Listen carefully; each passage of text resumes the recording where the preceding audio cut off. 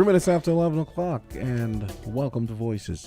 Jamsta sitting in for Devon Cornelius, and I'm supposed to be joined by a team from NEMA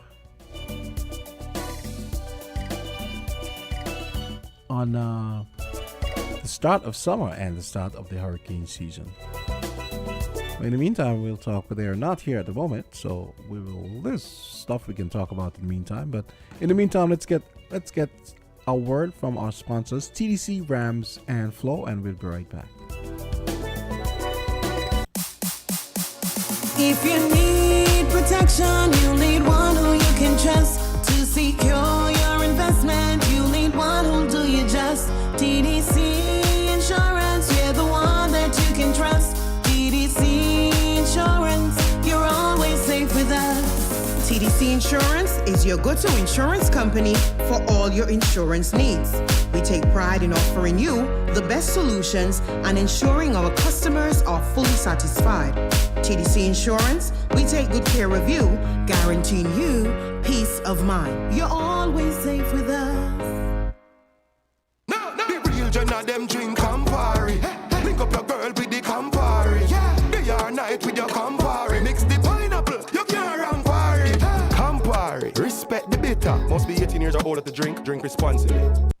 Flow Road to Home is life made simple. One affordable plan that gives you internet at home and mobile on the go. Constant connection anywhere and everywhere, wherever your plans may take you. Switch today and get double the data on your mobile with 60 gigs plus unlimited WhatsApp and YouTube and 400 megabits per second internet speed. Flow Road to Home internet and mobile plan. Your non-stop connection. Visit a Flow store or discoverflow.co for more info. Conditions apply.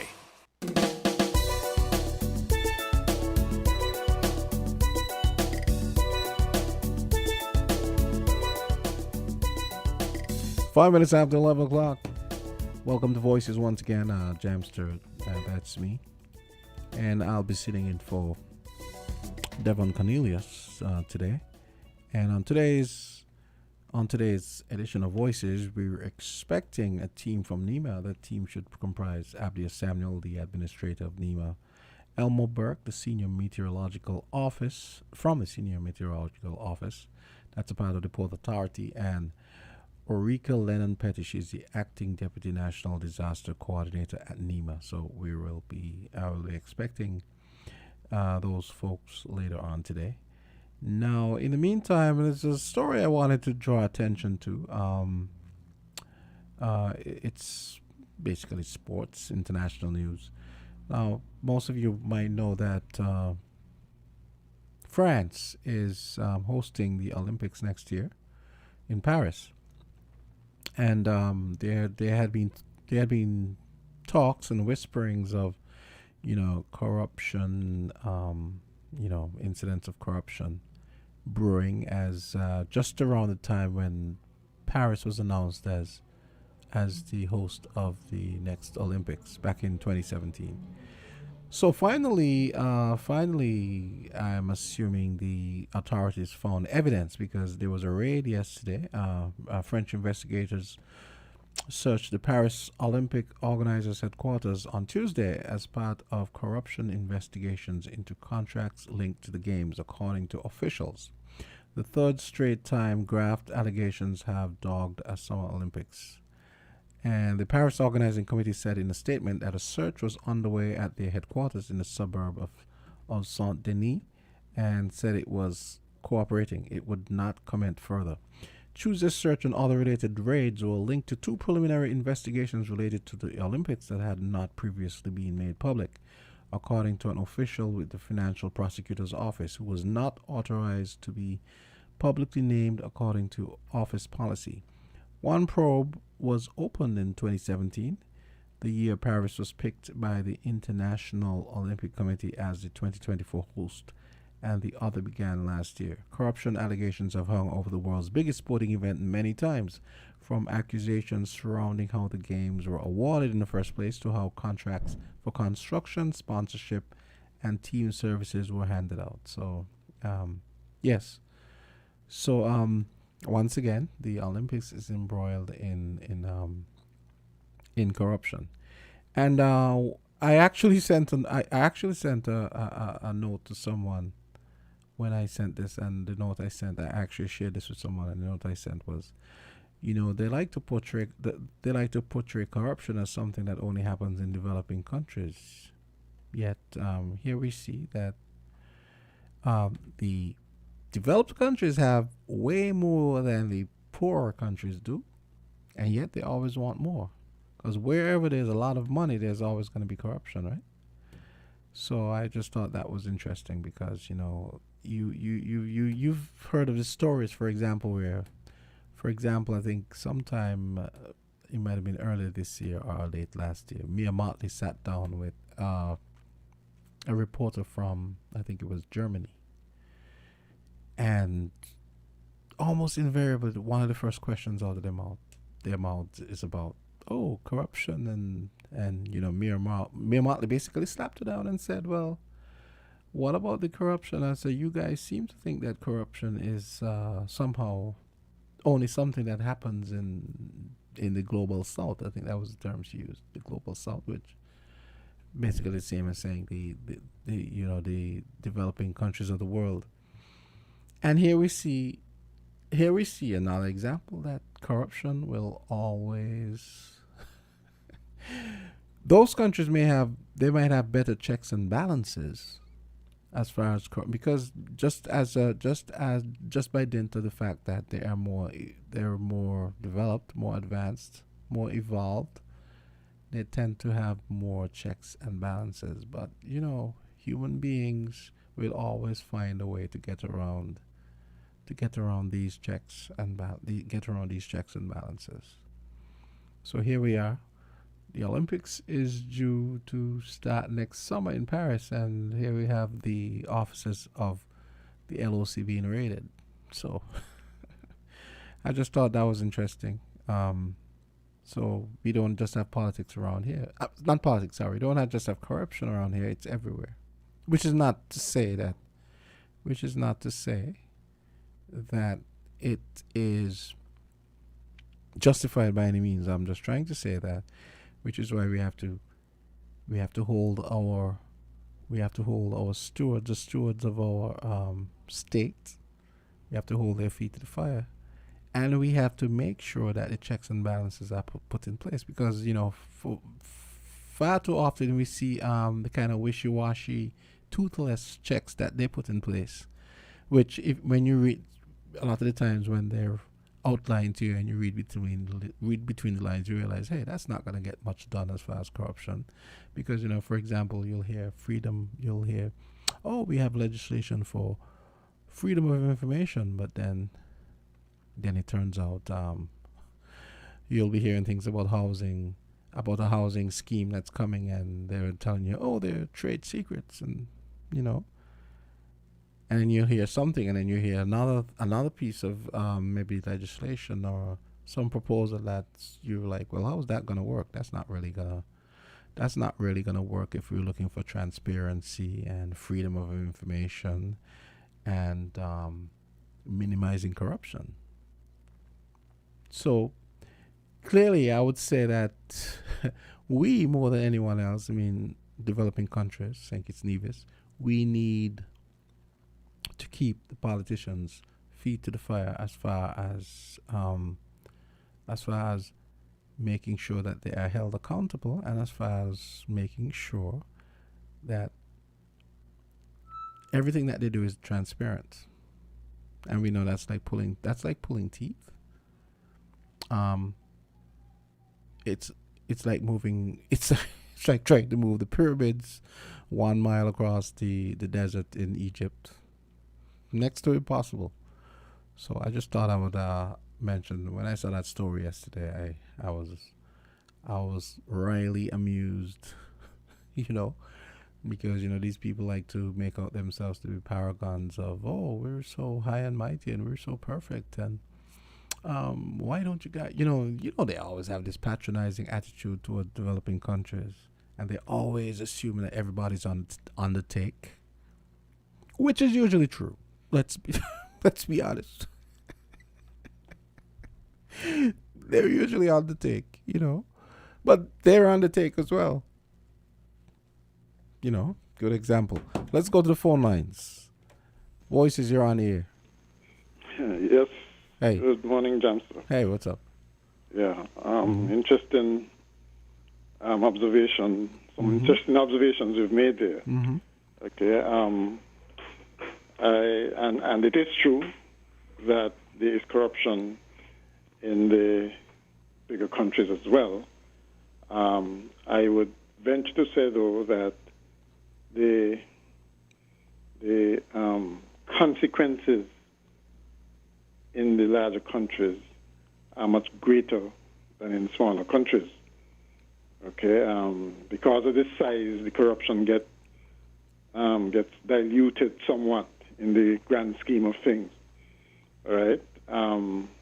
So, if, for instance, well, in the first place, it's much harder for, let's say, the president of, let's say, the United States to be corrupt in the kind of way that a prime minister in a small country can be. Yeah. All right? Because they do have checks and balances, many more checks and balances as compared to the smaller countries. And not only do they have them, but at least they work. Right? The problem I think we have is that at least in the larger countries are prepared to censure themselves because they know human nature. They know that power corrupts. And so they at least put safeguards in place, and at least they work. They seem to work because ultimately, they always get caught. Whereas in the smaller countries, there is so much recycling, and you've heard of the what they call it, about the industrial complex, the what they call it. Basically, it says that you have the politics and the military industrial. Oh, the military in there. Oh, that's what we right, thought. Yeah. Okay. Mm-hmm. Where you have you're in the military one there, and then you go into the big producers of arms as consultants or whatever the next. On a funnier note, kind of recycling. I was just thinking on a funnier note. I wasn't thinking of that because I like to talk about our outrage industrial complex here. So yeah, and there always seem to be some collusion among the politicians in smaller countries to, I won't prosecute you for this. When I get into power, don't prosecute me. It almost seems like that is the case. Yes, good point. Yeah, it always seems like that. They talk about it and rile up people to get into power, but when they get there, nothing happens. Very little. Or they just advance the ball a couple of yards. Nothing happens. You either have these things that guard against corruption, or you don't. They either work or they don't. There's no incremental piecemeal kind of thing, and that is what the people they normally come with. All right. So it's very good that what happened in France happened. Okay, at least. They've gone in and done something about it rather than sweep it under the carpet or just talk about it and then nothing really comes of it. All right? So let's wait and see what happens. In our case here, there's been legislation and so on the books forever. Okay? But do we see it in operation yet? As a matter of fact, I think there's a deadline coming up. If I remember correctly, not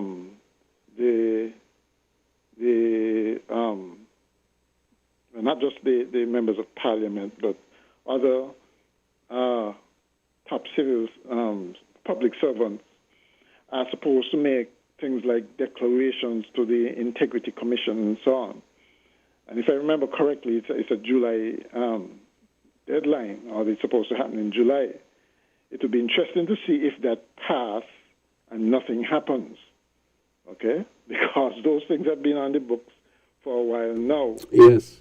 Right? So that would be a deadline to watch, because if nothing happens there, then people are going to get cynical. And people are going to say, it was all just talk. That's a good point. Right? Let's hope that something happens, because whether you're a big country or a small country, the inclinations and the propensities and all those things are the same.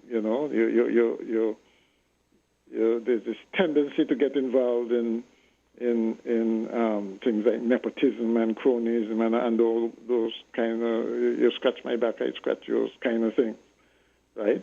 That's why they have laws and so on against them, because they know human nature, right? Yes. And everybody know that it's not a good thing to have, but then doing something about it is always the problem. Okay, so let's see what happens. Hopefully that is a good sign and a good example for other countries to follow. And let's have some zero tolerance for change to those kinds of things. Absolutely. Yeah. All right. Okay. Yeah. So that was a great call to get the ball rolling. Okay, I'm gonna take the break, and I have to correct myself. I've been saying all morning, I don't know where I should. I really should know better. I've been misspeaking all morning. I was saying that the hurricane season starts today. I know that summer starts today, but for some reason I was conflating the two and saying that the hurricane season starts today. The hurricane season obviously starts on June 1st. Never mind what the moron has been saying since after 9. Moron being me. So we're going to take the break and come back. The hurricane season starts on June 1st, but summer starts today. So let's take a break. And we'll come back and we await the arrival of the team from NEMA. WINN is 98.9. 98.9 is WIN FM. Flow Road to Home is life made simple. One affordable plan that gives you internet at home and mobile on the go. Constant connection anywhere and everywhere, wherever your plans may take you. Switch today and get double the data on your mobile with 60 gigs plus unlimited WhatsApp and YouTube and 400 megabits per second internet speed. Flow Road to Home internet and mobile plan. Your non-stop connection. Visit a Flow store or discoverflow.co for more info. Conditions apply. Magnum, my brand. Everybody put a Magnum in the air now. From you a drink Magnum, let me see. Take charge of things now your place now. From the river to the beach to the street. Must be 18 years and older to drink responsibly. Enjoy the convenience of getting all your documents in one place. At the TDC Copy and Print Center on 4th Street in Basse-Terre, we do just that. We offer document formatting, graphic design, and copy and print services. Our team of professionals truly understand all your needs, whether it be administrative, professional, academic, or personal. You bring it, we deliver it with quality every time. Visit the TDC Copy and Print Center today in the TDC Mall on 4th Street in Basse-Terre or call 465-2511. Your copy and print specialists are waiting to serve you.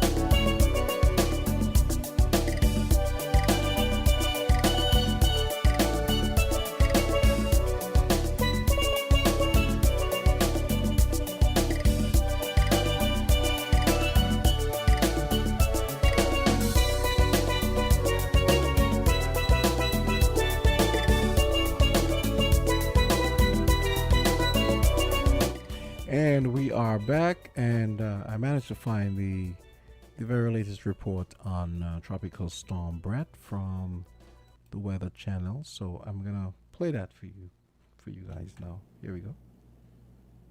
Tropical storm Brett right now is approaching the Lesser Antilles. Wind 60 miles per hour. It is moving off to the west at 16 miles per hour. So this is going to affect these small populated islands like St. Lucia, Martinique, Thursday and Friday, and the impacts we are expecting heavy rain and strong winds. Now, there's a look at this system as it moves over the Lesser Antilles. From there, it moves into the Caribbean, where it is expected to lose its steam, thankfully. So it will encounter a lot of wind shear and unfavorable atmospheric conditions that will pretty much tear this thing apart. There's a look at the rainfall that is expected, though, over the Lesser Antilles, and Martinique could really see some very heavy rain over the next couple of days.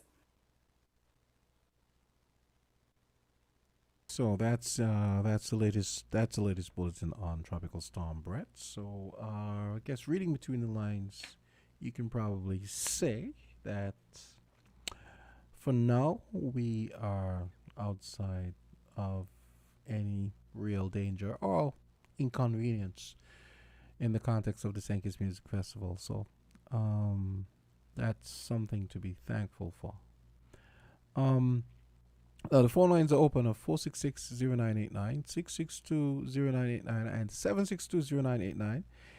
And like I said, we were expecting the folks from the administrative cohort of NEMA. They were supposed to be here.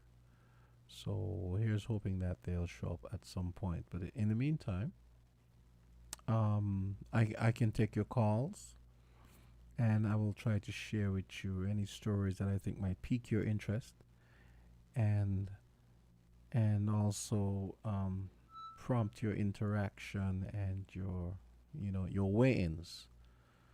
So yeah, I just saw here it says that Liat flights are going to be disrupted by Tropical Storm Brett. It says that Liat has advised customers that there will be changes to its flight operations on Thursday and Friday due to the passage of Tropical Storm Brett. In a statement last evening, Liat said it was reviewing the flight schedule to see which ones will be affected by tropical storm advisories. Dominica, Barbados, St. Lucia, and Martinique are under tropical storm watch. The airline said it would provide a list of affected flights today. Passengers are advised to check their email or visit the Liat website and social media pages for updates. Passengers who have been affected will be allowed to rebook with all change fees waived. We strongly advise our passengers to contact Liat's call center for rebooking at 1-268-480-5601 if your flight will be affected. So I noticed they didn't say anything about Sankey's Nevis. Brett is expected to move across portions of the Lesser Antilles late on Thursday and then move across the Eastern Caribbean Sea on Friday. At 8 a.m. on Wednesday, Brett's maximum sustained winds were near 60 miles per hour. The U.S. National Hurricane Center expects Brett to strengthen further before it reaches the Caribbean Sea. So that's some information that I guess brings another perspective and gives us some more context as to Brett's approach and so on, and some of the things that it might affect as it gets closer to us. And it says there's a story here. I've been wondering about Intercaribbean. You know, that airline that had announced, the Turks and Caicos airline that had announced that they were going to be running. There's a story here that says Intercaribbean contingency plan in effect ahead of tropical storm Brett. It says, let's see. Intercaribbean Airways is warning customers of potential disruptions to flights to and from Barbados and around the Southern Caribbean and Guyana. The management of Intercaribbean Airways advises customers that changes may occur on Thursday, June 22, due to the passing of Tropical Storm Brett. At this time, the press statement states that the affected services resulting in flight delays and or cancellations depending on the severity of the storm are likely to include Barbados to Antigua, Barbados to Dominica, Barbados to Guyana, Barbados to Grenada, Barbados to St. Kitts, Barbados to St. Lucia, and Barbados to St. Vincent. Regular service is planned for Friday, June 23. The Intercaribbean Airways management assures the safety, security, and well-being of all customers and crew is paramount to us. While the storm is outside our control and all airlines operating within the region will likely be affected by the adverse weather conditions, we sincerely apologize to customers for the inconvenience caused due to this service disruption as we proactively take precautions to protect our clients. So I'm gonna actually I'll give you guys the Intercaribbean website just in case anyone wants to go and check, because notice there's a St. Kitts connection there as well. www.intercaribbean.com. So let me read those flight disruption the flight disruption notice again.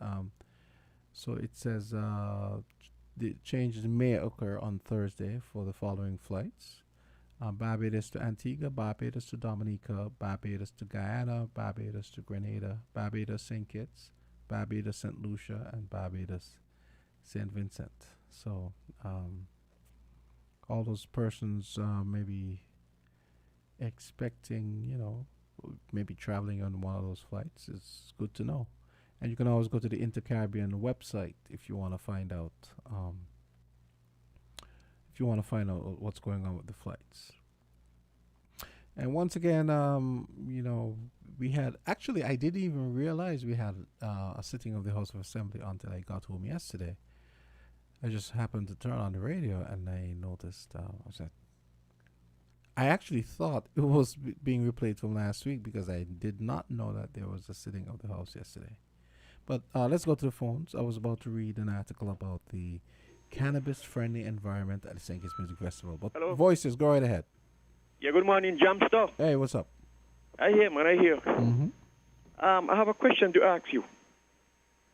Now, suppose I rent a house from you, and I supposed to pay you the let's say the 28th of every month, and my month's pay comes in at the 29th or the 30th every month. Let me use the 29th every month. But my month's pay cut in two for the month. I'm going to get half the 15th of the month. Can I come and tell you, hold this half until I get the rest, the next half, after the month when it's due? But you understand how that goes? But I understand what you're saying. But I don't see why this twice monthly thing is causing such an issue for people. All it means is just whatever payments you have to make, you just have I can't hear you talking soft. No, I was saying I don't understand why this salary being paid twice monthly is such an issue. I don't see what the issue is. Well, I just explain it to you. Yeah, I know, but I don't see what the issue is, honestly. I just explain it to you. Who landlord? Why can't Who landlord going to tell the tenant that, okay, when you get the other half, you could bring it? No landlord going to say that. Landlord want the money, and if you ain't come up with the money, the next thing they want you get out of the house. There is where a problem comes in. There is where it is. Collecting your money, which is yours, okay, that's okay for you, but then you got to face the landlord. And I want to know, like I asked, which landlord going to tell the tenant, you were supposed to pay me this date and you ain't going to pay till the other half, till after the rent is due? But I would like to think that most people are reasonable and they would, Reasonable? Yeah. Reasonable? I mean, that's what you say. That's what you like to think. I mean, listen, I know that sometimes Kittitians and Invisions we don't do too well in the reasonability department, to be honest. I in my experience, because some of the arguments I hear people making, I'm like, really? Are you serious? I'm gonna show you something. You know where a lot of people. No, what I'm saying, here's what I'm saying, culture. If I'm a landlord and I have a contract that says okay, you're gonna pay the rent on the first or the 30th of every month or whatever, and then this happens. The reason I will think is to do it, I might go on and say, okay, listen, if you want to pay me half when you get paid, or you want to pay all, and we continue as things, fine. Just tell me what you want. If you want to pay half, Yeah, I understand that. Yeah, that's reasonable. I understand that, but let me tell you this: when it comes to people's house, in St. Kitts especially, they're very, very particular with their rent. When it comes to the house, look around and see what has happened to people who cannot meet the rent. And then you will reason other than how you reason, Because I know people in the house throw people out the house just because they one day late with the rent. They throw them out. They say, if you can't meet this month, you can't meet next month, so go to my house. Anyway, I'll listen up here for the rest. Okay, great. We have another call. you. Okay. Call. Oh, okay, it's a pity that. Call up. Please call back. I switched over there, but you'd already hung up. I mean, that's really unreasonable if someone. But I mean, as far as I know, don't the laws say that you have? Hey, hold on. Go ahead, caller. Yes. Good morning. Yes. Yeah, I just want to make a little input into your program. Yeah. What a solution to that? Culture morning, but this is a little solution culture. If they say they're going to be paying on the 14th and the 28th, right? Now, if I work in for $3,000 a month and it's going to be busing to $1,500 on the 14th, $1,500 on the 28th, and my rent is $1,000 on the 28th. I think a simple solution is that when you get the first $1,500, you put the $500 aside on the 14th. And then on the 28th, when you get the second half of your pay, you take out the $500 that you put aside on the 14th, and then you combine it and you pay your landlord on time. Thank you. Yeah, so that's my little input. Exactly. Yeah. I mean, this isn't hard. Exactly. I mean, that was the first. I didn't even mention. I was thinking about it, but I mean, I don't think I have to explain that to people. You just put aside the money, and and I'm actually thinking that this new paradigm for government salaries and so on. It's going to be interesting to see how people do in the discipline department, because sometimes because you're getting money at another, you have a new landmark during the month for money, like you could say yeah. Some people might say, oh, let me use this money and hopefully, but hey, you're just gonna have to double down on your discipline. Put aside like the caller said, forgot his name. Like the caller said, you put aside the $500 and then when you get the other half at the end of the month, you get the other half and you pay the landlord his rent. Caller, I saw you calling. Okay, here we go. Voices, you're on the air. Hi, Jamsta. Pleasant morning. How are you doing today, my brother? I'm good. Oh, hey, what's up, Richie? Great. Yeah, listen. What does getting paid once a month, twice a month, 4 times a month, every day of the week has to do with a landlord getting his rent money? Thank you. Thank you. I mean, some people just make some idiotic statement. Culture knows I love him, but I'm not. I mean, I'm not. This is one of his lapses in cogency, I would say. No matter how you get paid, you have to learn to budget yourself. I absolutely. I mean, and I know this is something that happens that pertains where you live, where a lot of people get, and probably most people get paid every 2 weeks, right? Yeah, I mean, to me, to me, the best way to budget yourself is to get paid once a month. Oh, you think that's best? It's the best way to budget. In other words, if you're not a good person budgeting, once a month salary should help you, should help the average person that doesn't know how to budget and balance themselves. Okay. So but if you're a good budgeter, now it wouldn't matter because you're disciplined. Mm-hmm. Yeah, which is why you're disciplined to know on average. And let's say, for example, if you get paid every day, if you are a workman and you get paid every day, you're supposed to know how much money per day out of that money you make you should not touch based on what you know you have to pay out and stick at to the end that. of the month. Yeah, and stick to that. You understand? Yes. But what it is, people that don't know how to budget, the more often they get money, is the more they're going to overspend. Because they're not taking into consideration at the end of the month, mainly when stuff like rent is due and most other bills. There are some bills that come within a week or what, or mid-month or whatever. But you still got to learn how to budget yourself.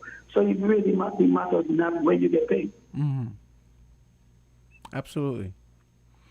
Okay, Richie, I have to take another. And then within them, you have to also build yourself a reserve. No, it's not everybody could do a 6 month reserve, right?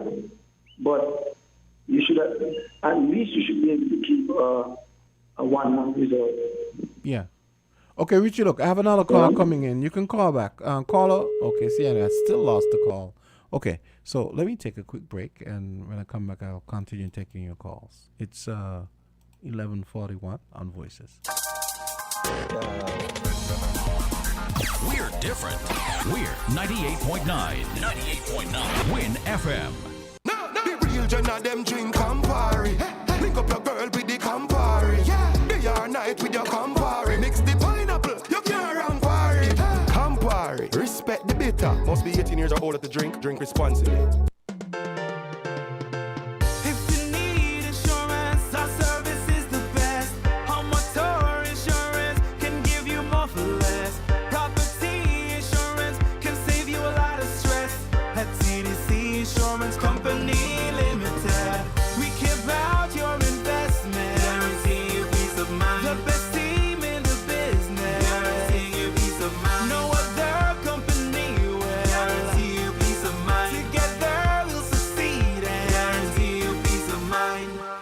Insurance Company Limited, where you get more coverage for less.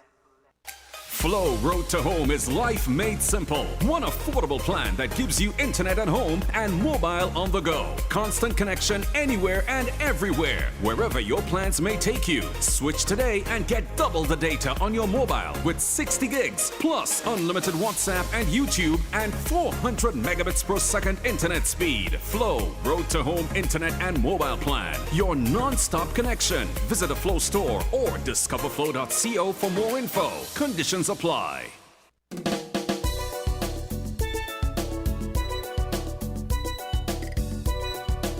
And I'm back here on Voices. It's 11:42, and we had some calls out. Okay, so I can go straight back to the phone line. Voices, you're on. Oh yeah, Jamsta, do you recall the rationale for changing over? Because I don't. I think there was one, but I'm not sure. Yeah, I remember at the time we asked, and the reason given didn't really make sense to me, to be honest. But I don't know if there was I should also because over the year, essentially, you get the same amount of money, right? Mm-hmm. Yeah, and there are people I think who have like payments, whether to retail companies or mortgage and that sort of thing built in to a salary. Not sure what happens when it's now divided in two, right? Yes, it does come down to a matter of discipline, but you know how it is with a lot of people. Once the money is there, you find uses for it. And the payments for the end of month payments, they probably usually say, well, that can take care of itself, when in fact it doesn't really work out that way. So maybe actually you have that program now. What's it we call it? Money Matters? Yes. Yes. Yeah. Maybe in view of the impending changes, it might be a good thing to have a discussion with him on the implications and give people tips on the way of dealing with the new system. He did touch on a few yesterday, because I asked him, I said, like, on the face of it, how would this benefit? I said, how would this benefit? And I think he pointed to one of the things which I kind of knew, which is the fact that you have credit cards and you're paying mortgages, and so if you the more you pay within a month, the quicker the interest goes down, which I thought which is something I always knew, but I don't know if a lot of people realize that, you know. Yeah. Well, okay. But like I said, there are some standard payments that are, and the billing for the utilities, for instance. I mean, that's done on a monthly basis. So it will have some. It will take some getting used to for some people. I would think, especially as Richard Bunting said, those people who may not have a resolve to deal with those things. You know? Yes. But, okay. And the discipline factor, which he also raised. Yeah, as did I. Well, it may not even be discipline so much as it's a system that we've had for years and years, and people have basically bought into it, and it is definitely going to take some getting used to. And there are people, there are companies who used to pay or still pay bi-monthly. I mean, twice a month. So for them, it's not a big deal. But also, there are companies here that do that. Well, I know for sure that there was a company that I worked for. Okay. That did. Okay. Every 2 weeks, yes. Yeah, I only know of about one company that does okay. it. So I wasn't sure how widespread it was here. Yeah. Yeah. Okay. All right. We have another call. Yeah, you can always call back. Yeah. Our voices are on the air. Okay. So it seems like we lost that one as well. So, I was reading an article here from Loop News. Clearly, this reporter was at they could have been listening it online, I guess. But let's go back to the phone lines. Voices, you're on. Today, Mr. Culture's scenario is somewhat artificial. After all, rents are usually payable at the beginning of the month, not the end of the month. The landlords want their money at the beginning of the month. Not after you live there, then you pay the rent. Secondly, if we're concerned about the person not being able to come up with the rent, what about the landlord not being able to come up with the money to pay his or her mortgage? We need to be concerned about the landlord themselves. They have mortgages with fixed payment plans. If they're going to the bank and say, I could only bring you half of it, the bank is going to say, oh, fine. Just keep in mind that in keeping with the agreement you signed, I will be billing you for late fees, and I'll be charging you extra interest each month. So the landlord will be out of pocket. It's about budgeting. One doesn't suggest that life isn't difficult for many of us, but it's about planning. And as a previous caller said, you put aside the money. Those people who get paid every week, they are likely to say, I'm going to borrow from next week and put it back. The more frequently you get paid, the more likely you are to cheat yourself sometimes. Even though the more frequently you get paid, the more frequently you should be saving. Not saying I'm going to save out of the second paycheck. You should save out of every paycheck. You should budget out of every paycheck. very, very, very, very sage weigh-in. Love it. Keep them coming, people. Numbers are 466-0989, 762-0989, and 662-0989. I love that. Was a great weigh-in. Hope you guys heard that. I wish I could press a rewind button and rewind that and play that again. Good point. Good points. Plural. So give me a call. There was a call coming in while that caller was calling. So caller, you can call back and weigh in. Yes, it seems as though the whole salary being paid twice a month is it's a topic that's been on the front burner of I don't want to say contention, front burner of attention, let's say, for the last few days. Voices, you're on. Jamsta. Hey. There's a couple of places in St. Kitts who paid fortnightly, you know. Yeah, I know of one, and I couldn't think of any. Somehow I couldn't think of. Oh yeah, well yeah, I know two now. If I stand to be corrected, but I think the Marriott normally pays every 2 weeks. That's what I was thinking about. The Marriott was one that I was thinking about. Yes. Uh-huh. And also, you know, because you see, and I agree with what Mr. Warner said. You know, sometimes you got to budget. You know, right? Yes, and save. Because sometimes they had some people, right? They were working, getting paid monthly, but because of some reason, termination, or they decided to leave, they went into other jobs and start getting paid every 2 weeks. So all that you have to take into consideration, and because of that, they had to adjust themselves.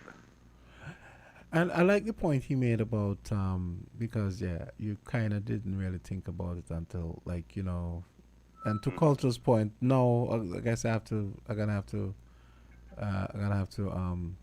kiss and make up with Culture, in the sense that Culture was talking about, well, the landlord expects his money at a certain time, but then CJ mentioned the fact that, well, you remember that the landlord might have a mortgage as well, and he has to meet the bank. So that's a very good point. I hadn't thought of it that way, and I imagine maybe that's what. When made the point, right? Mm-hmm. I wasn't disagreeing with him. You understand? No, I wasn't either. Yes, but I was just saying. I was just saying that if it reached to that point, persons should be able to to start disciplining themselves and readjusting themselves. You understand, to the new conditions. Mm-hmm.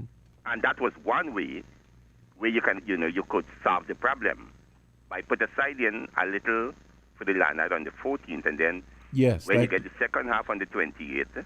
Like what you said before, yeah, exactly. Right, and then you pay the landlord on time on the 29th. Mm-hmm. So I wasn't disagreeing with him, But the other thing is, like I was making the point about people being reasonable, because I mean, you would think, I mean, someone can tell me, if maybe CJ can call and tell me, wouldn't the banks maybe slightly modify some of these so I'm wondering, are you in breach of contract if, for example, let's say you have to pay on the 1st, but you pay twice in the month? I mean, I believe there's going to be some readjustment with certain institutions. Yeah, because I feel there's going to be some adjustment, seeing that this new format has come into play. Yeah. Yeah, I believe that is going to happen. Because I'm thinking, I mean, I know it seems to make sense, but you know how sometimes big corporations, the stuff they do flies in the face of common sense, and it's because it's usually all about nickel and diming you.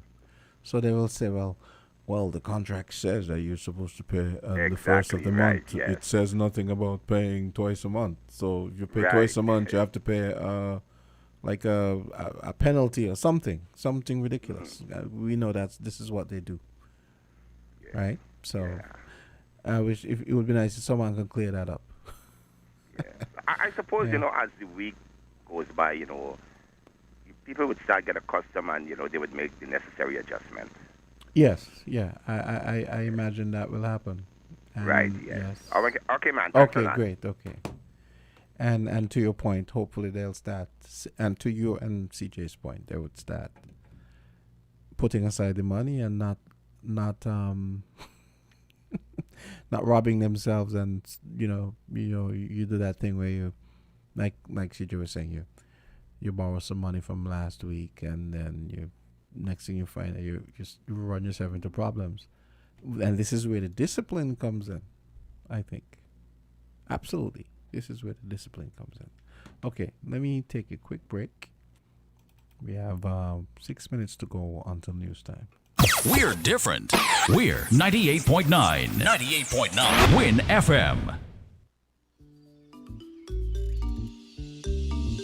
TDC for service, TDC for quality. TDC your company, TDC for service, TDC for quality. TDC your company. Together we succeed, building a strong community, pressing onward to one destiny, one love, one family. Together we succeed. Let the whole world see. Yes, this is 50.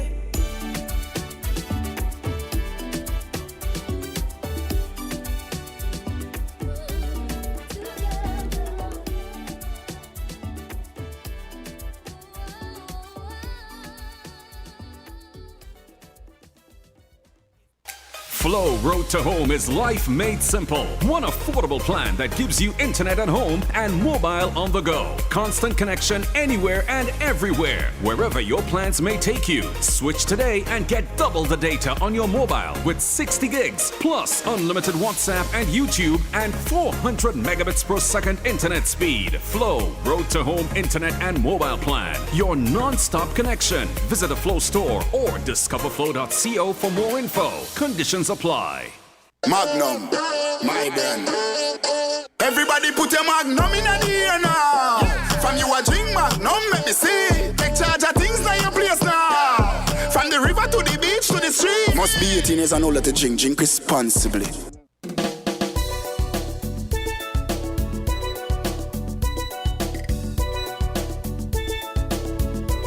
And we're back. We got 4 minutes until news time. Headlines at the top of the hour.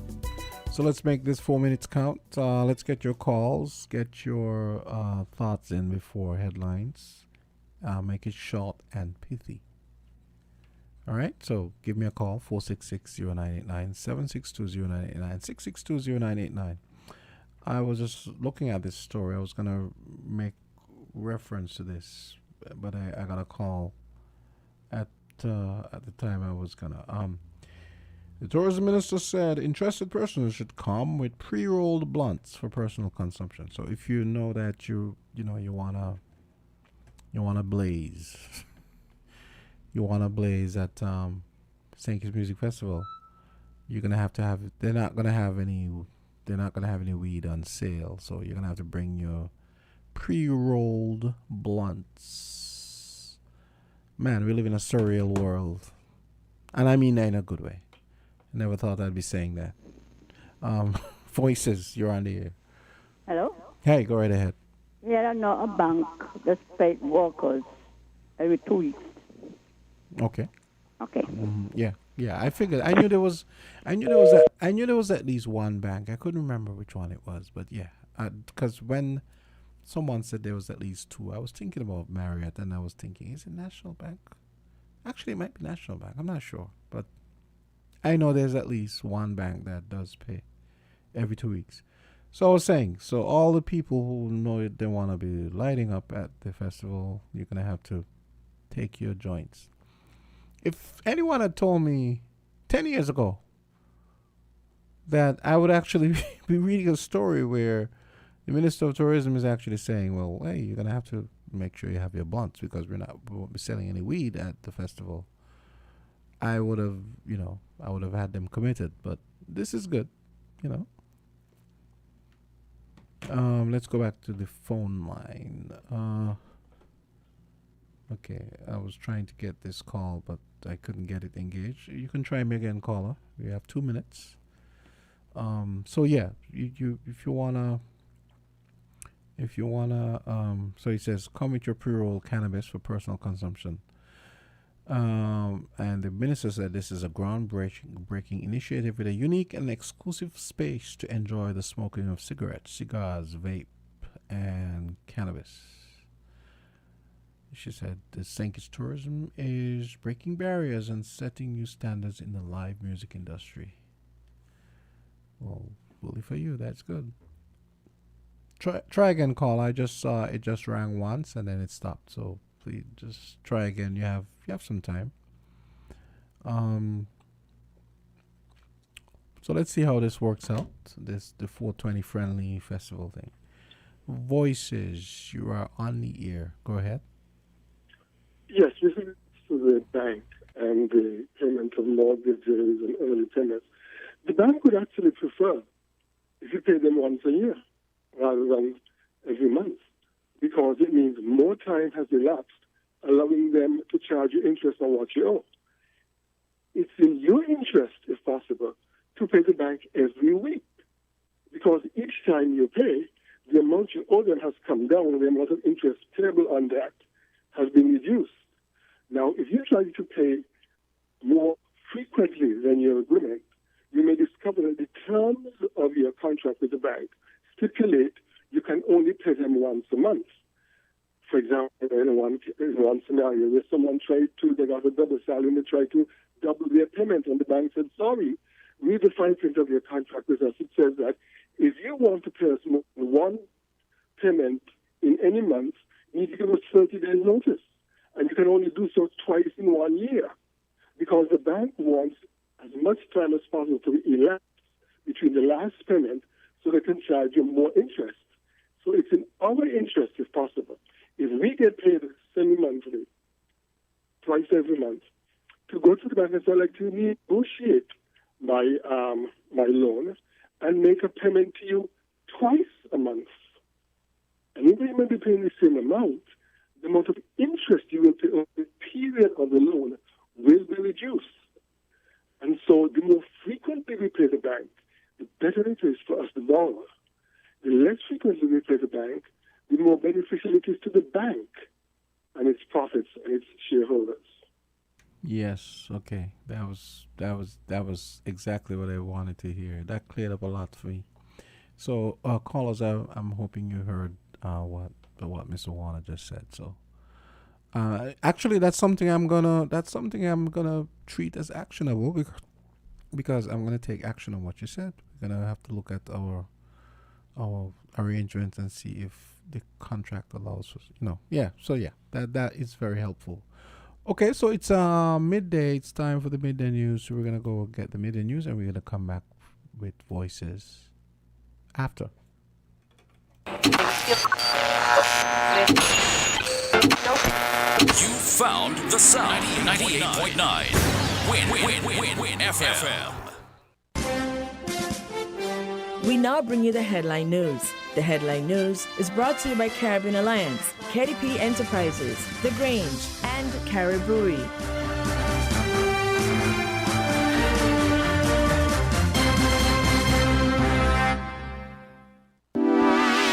Shipping your cargo shouldn't be a hassle. It can be as easy as a single call to Amerijet International, your worldwide cargo transportation solution.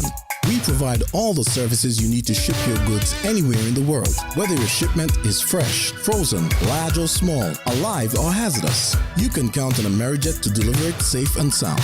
Amerijet International, by land, sea or air, we get it there. For more information, visit us online at www.amerijet.com or call us at KDP Enterprises at 466-9595. Maybe it's the way the brilliant gold liquid reflects our sunshine, or how the bright blue of its label mirrors the clear Caribbean skies overhead. Maybe it's the fresh, crisp taste of this beastly cold beer on a scorching hot day. Maybe it's even the way it brings us all together. But one thing is for sure, Carib is very much a part of who we are wherever we're from in the Caribbean. Carib. It's the way we play. Drink responsibly. Do Did you know that the Grange Healthcare Facility is the first purpose-built, non-governmental healthcare organization on St. Kitts? It's situated at Otley's, 7 miles east of Basseterre in beautifully landscaped surroundings. The Grange has a team of highly trained professionals and provides care that's rated as being comparable with UK and North American standards. The Grange offers varied accommodations to suit your individual needs, and our all-inclusive packages make the cost of care per hour the most competitive on the island. Services include convalescent care for all ages, daycare facilities for older adults, rehabilitation services, and training and continuing education for healthcare providers. For more information, call 466-5525 or 465-8020. Fax 466-8221 or email thegrangehealth@gmail.com or visit our website at www.grangehealthcarefacility.com. When it comes to the important things in life, your health, your education, your choice of a life partner, and of course your insurance provider, only the best will do. Caribbean Alliance Insurance is the only insurance company in the Eastern Caribbean with an A excellent rating. We have a robust 3-tier reinsurance strategy that protects our policyholders from multiple catastrophes, even if they occur in quick succession. We spread our risks over 18 territories, ensuring minimal impact to individual territories when a disaster strikes. We provide an excellent claims experience. Claim settlement is usually between 24 to 48 hours. Our A excellent rating means that you are more secure with us. Contact us for motor, property, marine, public liability, employer's liability, and other policies. Dalil Walwyn, people you can trust. Local agent for Caribbean Alliance Insurance. Tomorrow secured.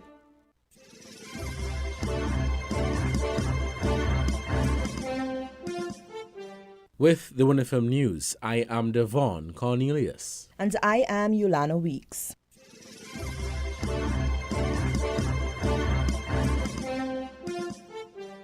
Is there a difference between bi-weekly pay versus semi-monthly pay? It's easy to assume that bi-weekly and semi-monthly or bi-monthly pay are the same. They are both issued at least twice a month, and both are popular methods to process payroll, but is there a difference? Recent debates on social media about the new civil servants pay system has sparked a conversation about whether there is a difference between bi-weekly versus semi-monthly pay. Recently, the government of St. Kitts and Nevis announced that civil servants of the government will be paid twice monthly, effective July 1st, 2023. According to the St. Kitts and Nevis Information Service, the new pay dates are the 14th and 28th of each month. The question now is, what kind of payroll is this? Bi-weekly or semi-monthly?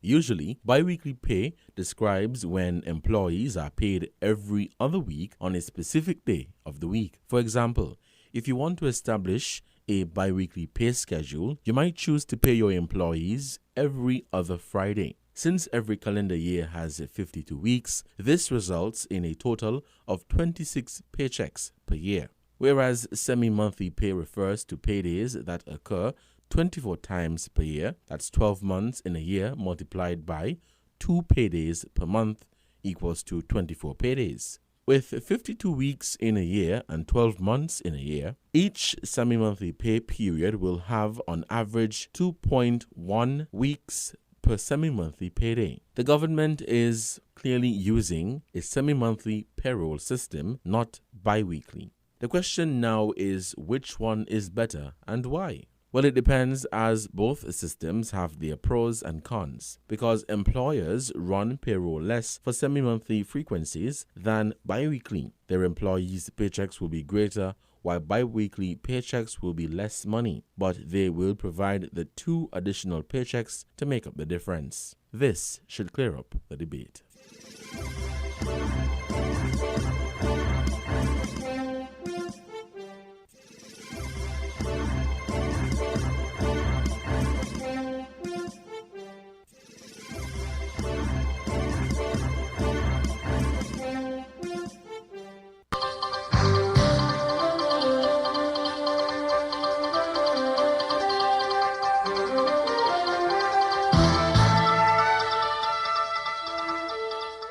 To hear about Network reporting. In today's primetime report, Barbados on the tropical storm watch and advisory to other islands expected to be posted Tuesday night. Guyana minister given bail after being arrested of sexual assault charges. Prime Minister of Barbados, Mia Mottley, is calling for closer ties between the African Union and CARICOM in order to tackle a number of challenges that continue to plague both regions. And Barbados is examining the feasibility of manufacturing and producing vaccines and other biological agents in the aftermath of the COVID-19 pandemic. Details of these stories and more straight ahead.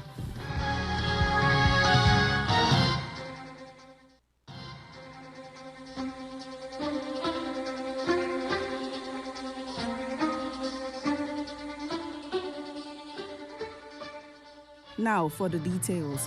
Barbados is under a tropical storm watch as Brett, a little stronger, moved towards the island chain of the Eastern Caribbean. People in St. Lucia and Martinique should, some forecasters say, pay particular attention to the oncoming storm. The National Hurricane Center says interests elsewhere in the Lesser Antilles should monitor the progress of Brett. Tropical storm watches will likely be required for other islands later tonight, it stated. At 5 p.m. on Tuesday, Brett was 850 miles east of the Windward Islands with winds up to 45 miles per hour. On the forecast track, the center of Brett is expected to move across portions of the Lesser Antilles Thursday afternoon and Thursday night, and then move across the Eastern Caribbean Sea on Friday. Tropical storm force winds extends outward up to 45 miles from the center. The good news tonight is that the system remains a tropical storm and not further develop into a hurricane by the time it gets to the Lesser Antilles. Guyana's embattled Minister of Local Government and Regional Development, Nigel Dharamlal, was released on $1 million bail after he was arrested on Monday in connection with allegations of sexual assault of a 16-year-old schoolgirl. Police arrested the minister, who has since gone on leave to facilitate the probe, when he presented himself at the Brigham police station in the company of his attorney, Nigel Hughes, where he was told of the allegation. Hughes said his client was not questioned during the 8-hour detention.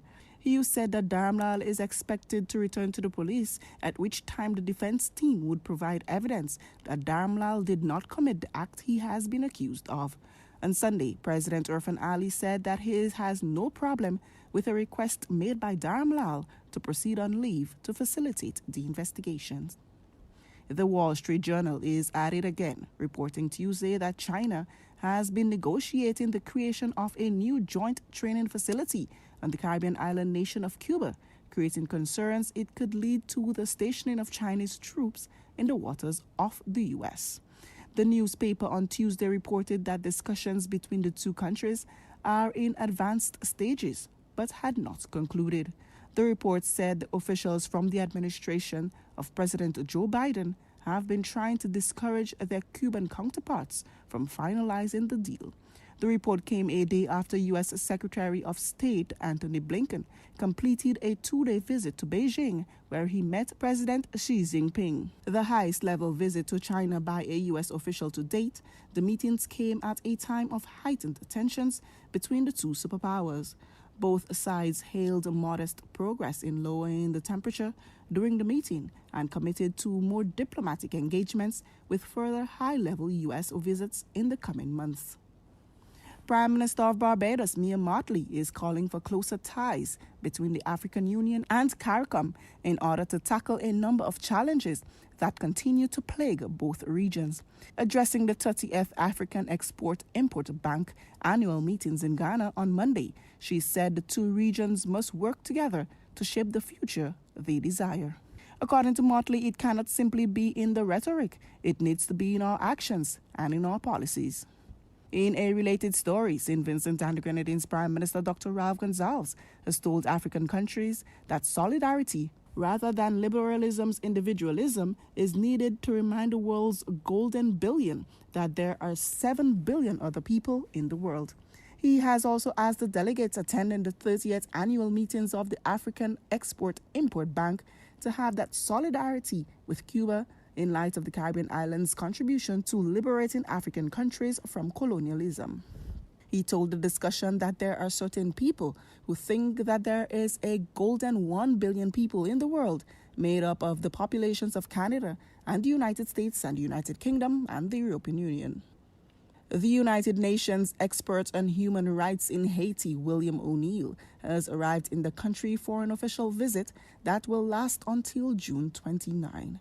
O'Neill is making his first official visit to Haiti since he was designated as the UN expert on human rights in Haiti on April 12.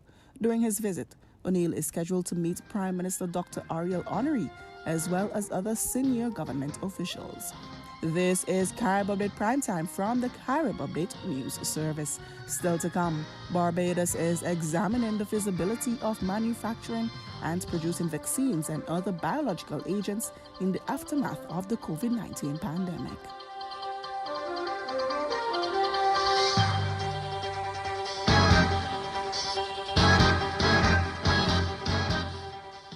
In more news, less than a week after Jamaica rolled out its new polymer banknotes, the Bank of Jamaica has launched an investigation into allegation of defective banknotes following a viral social media post. The investigation was initiated after a woman posted a 1-minute video on TikTok on Monday showcasing a $1,000 note with missing features on the holographic foil. The BOJ is advising the public to report any problems with the new banknotes to its central bank located in downtown Kingston. The new banknotes were introduced last Thursday and are gradually replacing the previous circulation of $228 billion in notes. Barbados is examining the feasibility of manufacturing and producing vaccines and other biological agents in the aftermath of the COVID-19 pandemic. Chief Medical Officer Dr. Kenneth George says a team is currently in Barbados examining the fundamental regulatory requirements for Barbados to move in this direction. The Barbados Chief Medical Officer says that coming out of the pandemic, it was glaringly obvious that there was vaccine inequity, which put smaller countries at a huge disadvantage. Dr. George also pointed to the inability of small states to satisfy the needs of their populations and the suspicion of populations leading to vaccine hesitancy as hurdles to overcome. CARICOM says it is reviewing its trade instruments to make them fit for purpose to facilitate increased trade, agricultural expansion, and industrial development beyond 2023. The community's main trade instruments are the Common External Tariff and the Rules of Origin. Member states and other regional stakeholders will engage in deliberations in the 7th meeting of the Sectoral Working Group to review the CET and in the 9th meeting to review the Rules of Origin. The working groups will meet respectively on June 22nd and 23rd. The working group on the CET will give further in-depth consideration to the principles underlying the categories and levels of the CET, as well as the rates to be applied. The working group on the Rules of Origin will seek to finalize several aspects of the working text of the Rules of Origin regime. Jamaica's opposition leader Mark Golding is promising a legal challenge if there is any attempt by the Jamaican government to further postpone the holding of the local government election. The Holness administration this year delayed the holding of the local government election for a third time, citing a lack of funding. Despite opposition to the move, the government used its majority in the House of Representatives and the Senate to push through the postponement. Golding, referencing the Privy Council ruling in the case brought by the opposition in Trinidad and Tobago, challenging the legality of the postponement of local government elections there, said to further extend the life of the local government representatives would be problematic. Trinidad and Tobago's Prime Minister Keith Rowley says he does not intend to have any future discussions with Tobago's Chief Secretary Foley Augustine unless there is a third party present. He made the statement on Monday night while addressing a PNM public meeting at the Calder Hall multipurpose facility in Tobago. Under the Constitution, the Prime Minister and the Chief Secretary are supposed to meet at specific periods to discuss matters pertaining to Tobago. During his address, Rowley revisited the circumstances surrounding the absence of a chief administrator in the THA after Ethelyn John retired on May 17. He reiterated the THA administration was to blame for the office being vacant. Rowley said Augustine had developed a habit of telling untruths and withholding vital pieces of information. Meantime, members of the People's National Movement Tobago Council are again calling for Tobago House of Assembly Chief Secretary Farley Augustine to resign over the audio clip scandal. This time they took to the streets of Scarborough in a march on Labor Day organized by the group Concerned Citizens of Tobago. Led by Council Leader Ansel Dennis, Minority Leader Kelvin Morris, Tobago East MP Ayanna Webster Roy, and Independent Senator Lawrence Hislop, just under 100 people left the car park at Garden Side and made their way through Lower Scarborough chanting, "Farley must go," before heading uptown, making a trip around the THA Assembly Legislative Building before ending at James Park. Public Relations Officer of the group, James Trim, said the entire THA executive should resign as well. And these have been some of the biggest developments from across the region.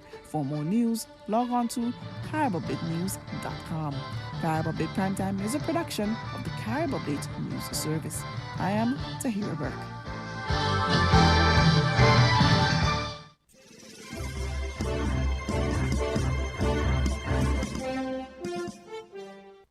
Let's return to that news from Washington that Joe Biden's son, Hunter, has pleaded guilty to 2 counts of failure to pay federal income tax. Prosecutors have just been giving details in the last little while. Hunter Biden, in a plea agreement with the U.S. Attorney's Office in his home state of Delaware, also acknowledged possessing a firearm despite being a drug user. Well, let's get the latest live from Washington. Let's talk to Julia Manchester, national politics reporter at The Hill. Julia, thanks for being with us so quickly since this news broke, and tell us more. Yeah, so essentially this came as a surprise, I think, this morning. We saw that essentially this was a plea deal between Hunter Biden and this judge. Obviously, those 2 counts for a willful failure to pay income tax and then a count of unlawful possession of a firearm in 2018 when he was also in possession of cocaine. So, number of very serious charges against the president's son. But, as we're learning, it seems like with this plea deal, Hunter Biden likely will not have to go to jail now. So, he's been spared that. However, we're already seeing reaction really from Republicans in Washington, basically calling this a sweetheart plea deal, wanting to look more into this. The former President Trump, who himself is under investigation for a number of legal issues, is posting on Truth Social, slamming Hunter Biden over this. And of course, President Biden and First Lady Jill Biden put out a statement saying they love their son, they support him, they're going to be with him as he rebuilds his life, but they have no further comments. So this is all just developing here, and comes, I think, as we're seeing these 2 parallel stories emerge. Obviously, there was a court date set for former President Trump's trial and the classified documents case that was set this morning, and this is all playing out in the shadow of the 2024 presidential election, where Trump and Biden will likely face each other. And Julia, just remind people around the world who are watching this around the focus on Hunter Biden. It has been going on for years, hasn't it? Just tell us more about the background to that. It has been going on for years, ever since the Trump administration. There were questions that, originated from Hunter Biden's work or international business work, particularly in Ukraine, and whether he was trying to use his father's influence in some of those business deals. And we've seen that Republicans during the Biden administration have really zeroed in on Hunter Biden, as sort of a foil in, their quest to really jab Joe Biden. But, we are seeing that there is actually, a lot of substance to the legal issues Hunter Biden has been dealing with. And, for the president himself, look, this is his son. This is someone he's very obviously connected to, and he has telegraphed really over the past months, past years, that he is going to stand by his son. He came to the president came to Ireland a few months ago, and Hunter Biden was front and center with him, him during that trip. So I think we'll be watching to see, what happens to Hunter Biden now. I mean, does he still stand front and center with his father, or does he sort of fade into the background? Like I said, this is all coming really under the shadow of a presidential campaign, so it's going to have some sort of an impact. Julia, thanks very much. Julia Manchester reporting to us there from the Hill, the latest developments. And as Julia was saying, the White House has said just one line, that Joe Biden supports Hunter Biden and his efforts to rebuild his life. No comment on the charges at all. But in the last few moments, the lawyer for Hunter Biden has put out a statement via CBS News saying, with the announcement of these two agreements between my client Hunter Biden and the US Attorney's Office, it is my understanding that the 5-year investigation into Hunter is resolved. Hunter will take responsibility for 2 instances of misdemeanor failings to file tax payments when they were due, and also a firearms charge, which will be subject to a pretrial diversion agreement and will not be the subject of the plea agreement. And the statement ends, I know Hunter believes it is important to take responsibility for these mistakes he made during a period of turmoil and addiction in his life. He looks forward to continuing his recovery and moving forward. So that a statement from Hunter Biden's lawyer.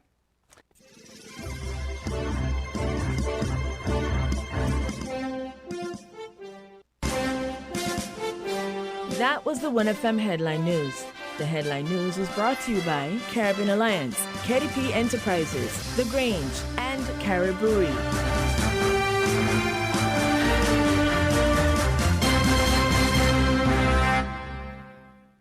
When it comes to the important things in life, your health, your education, your choice of a life partner, and of course your insurance provider, only the best will do. Caribbean Alliance Insurance is the only insurance company in the Eastern Caribbean with an A excellent rating. We have a robust 3-tier reinsurance strategy that protects our policyholders from multiple catastrophes, even if they occur in quick succession. We spread our risks over 18 territories, ensuring minimal impact to individual territories when a disaster strikes. We provide an excellent claims experience. Claim settlement is usually between 24 to 48 hours. Our A excellent rating means that you are more secure with us. Contact us for motor, property, marine, public liability, employer's liability, and other policies.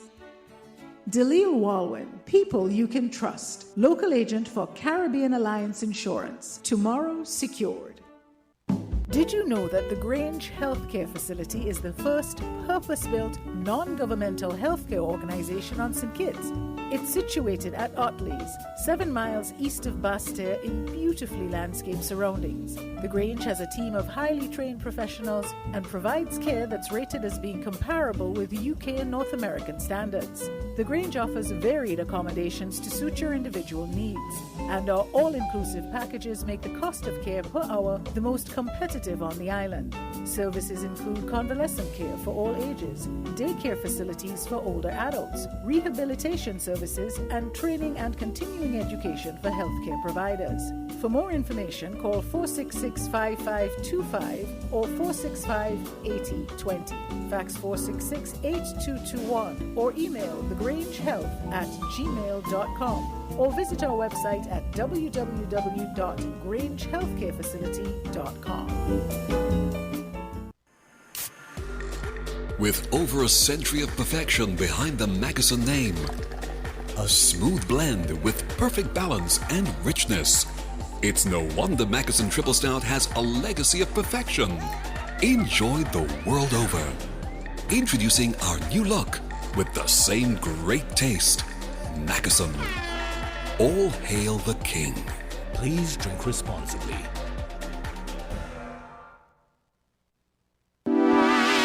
Shipping your cargo shouldn't be a hassle. It can be as easy as a single call to Amerijet International, your worldwide cargo transportation solution.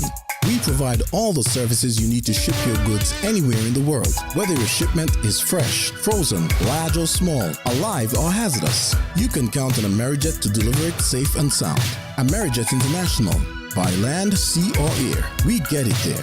For more information, visit us online at www.amerijet.com or call us at KDP Enterprises at 466-9595. Found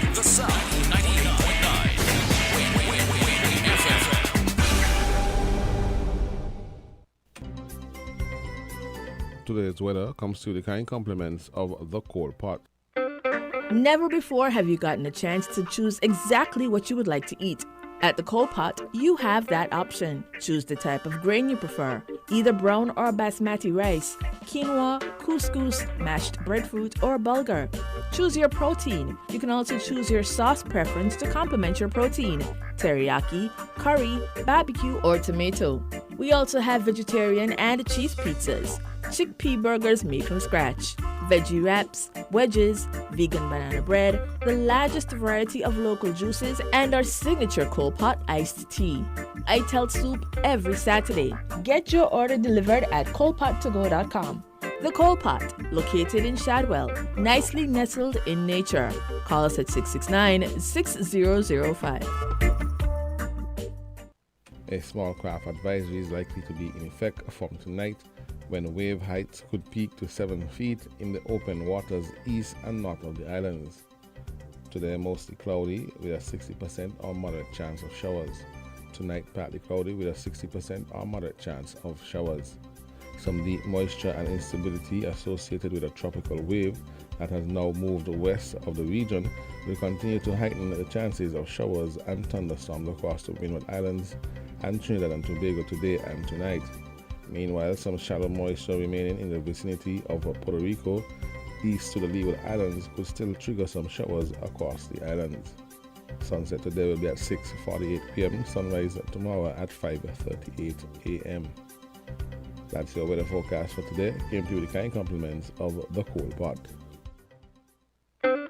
Never before have you gotten a chance to choose exactly what you would like to eat. At the Coal Pot, you have that option. Choose the type of grain you prefer, either brown or basmati rice, quinoa, couscous, mashed breadfruit, or bulgur. Choose your protein. You can also choose your sauce preference to complement your protein, teriyaki, curry, barbecue, or tomato. We also have vegetarian and cheese pizzas, chickpea burgers made from scratch, veggie wraps, wedges, vegan banana bread, the largest variety of local juices, and our signature Coal Pot iced tea. I tell soup every Saturday. Get your order delivered at coalpottogo.com. The Coal Pot, located in Shadwell, nicely nestled in nature. Call us at 669-6005. WINN is 98.9. 98.9 is Win FM.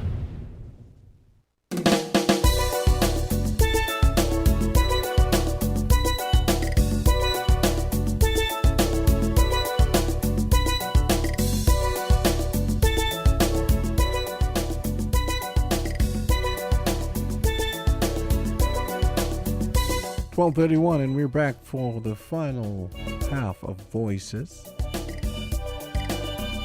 And the sponsor for the final half is Hosford's, and we're going to go here from Hosford's, and we'll come back and take your calls. The numbers are 466-0989, 662-0989, and 762-0989.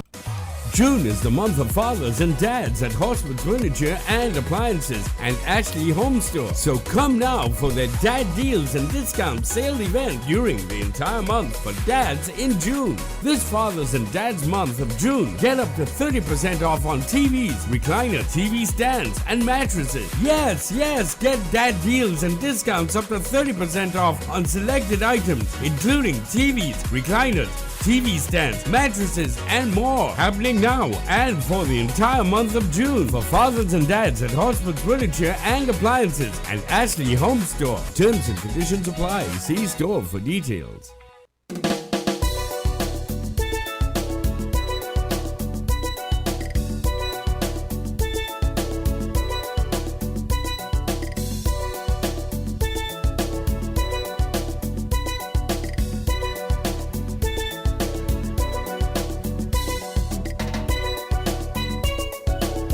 And we are back to take your calls. So it's now 12:32.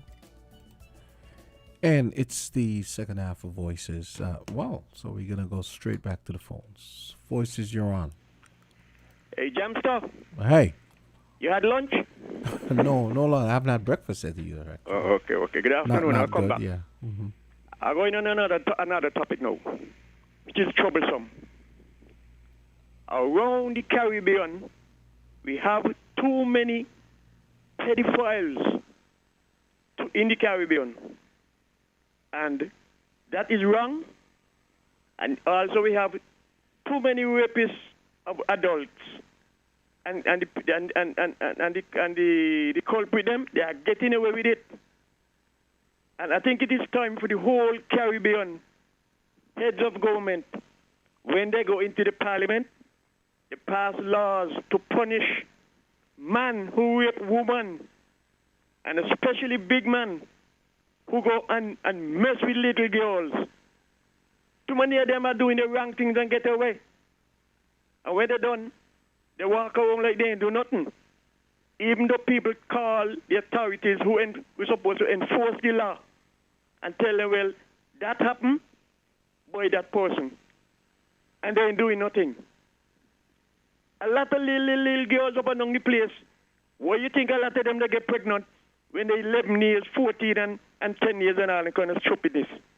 Eh? Because of those pedophiles who are doing this nonsense and getting away with it, because them children, parents, some of them afraid to go to the police and tell them this, and some of them just don't care. They go and they do what they have to do, tell the police.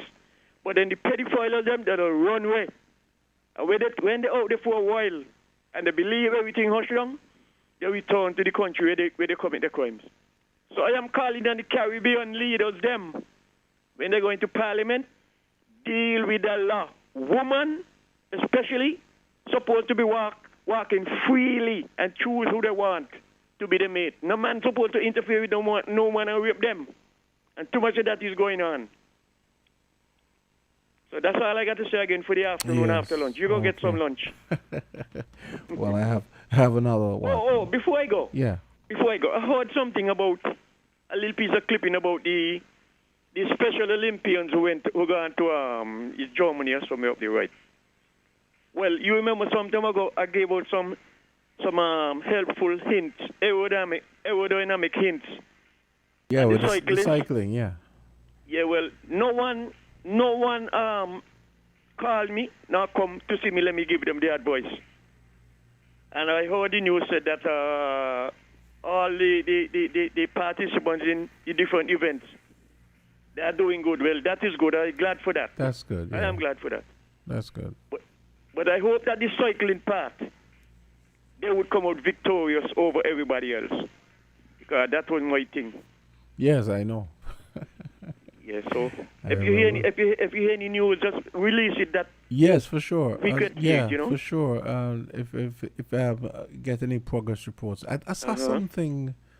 Well, I think I saw something about this. They said the opening ceremony was going on at the time, which would have been was it Friday? Something like that. Okay, and while I'm talking about it, I'm proud again of our sugar boys, and I just hope and wish that no changes made to slow down the tactics that they use to put them where we are. And I got confidence that they're gonna come out victorious. Over the USA and Jamaica and Trinidad. You're right. I'm gonna show you something. You know, the size of the country don't mean nothing. Yeah, I know, but still, you know. I got my experience, and then I go know. I remember one time we went to a Caribbean country, which bigger than St. Kitts. And when we got there, I was surprised to see the people, the natives of that island, was backing me from St. Kitts over them. And I said, well, okay, people, let's say, well, when you got your home crowd behind you, that helps you to win. But I don't wait until crowd to win nothing. I know what I can do, and I go there and I do it. And the more opponents I got, verbal opponents, the more strength I get to do what I do and conquer them and show them that they what you call it, the support. It mean nothing to me. Yeah. I do what I can do, and I know I ain't running from the country. I don't care how big you are. A man is a man, all was a man. If you can do it, Peter says, I can do it better. So beat me with your experience, but I ain't gonna run from you. We're small, but we're skillful. I like that. Small but skillful. Yeah. Okay, then I'll Yeah, spend leave the Talawa thing for the Jamaicans. Yeah, right? I need that with that. Okay. All right, Culture. Yeah, okay, Jam. All right, great. Yeah, okay, so that's Culture is the opening batsman for the second half. So let's get some more calls. Yeah, so as you guys may have heard, I think we had on Monday, was it Monday or yesterday? I think it was it was yesterday. We had John Bergen from the St. Kitts Nevis Football Association, and he was basically, kind of spreading awareness on the fact that the game was gonna be held last night between French Guiana and St. Kitts Nevis in a bid to get to the Gold Cup, which it seems they may have secured that berth after beating French Guiana last night 4-2. It was a draw, then they went to penalty kicks, and the eventual score was 4-2. Voices, you're on. Greetings, King. Hey, what's up? Boy. Okay. First thing we want to say to add the more congrats to the winners of the Federation, Yeah. Winning is a wonderful thing, With the Ruko, it says a wonderful thing. Yeah, man. Okay. We wish to see a punchline. Can we go right ahead? Yeah, sure, go ahead. Yeah, it goes like this. Before you're gone, how is my people? How is my people? Okay, coming along. I reasoned with them minutes ago. Okay. Minutes ago. Yeah, I'm gonna I have to go look for him. Yeah. Yeah, please. Okay, yeah. Please. Mm-hmm. Yep. Okay. Cool. What's going on in and out of the Federation? We, the good tree of life, Herb, and Babylon. We hope it won't be a catching down in its effort to replace its diabolical wrong. Give thanks, my brother. Yes, well said as usual. Let's go. Okay, great. Okay, that was Double E weighing in there. So let's get some more calls coming in. And of course, guys, we have these. Everyone knows St. Kitts Music Festival kicks off tomorrow. It runs from tomorrow until Saturday.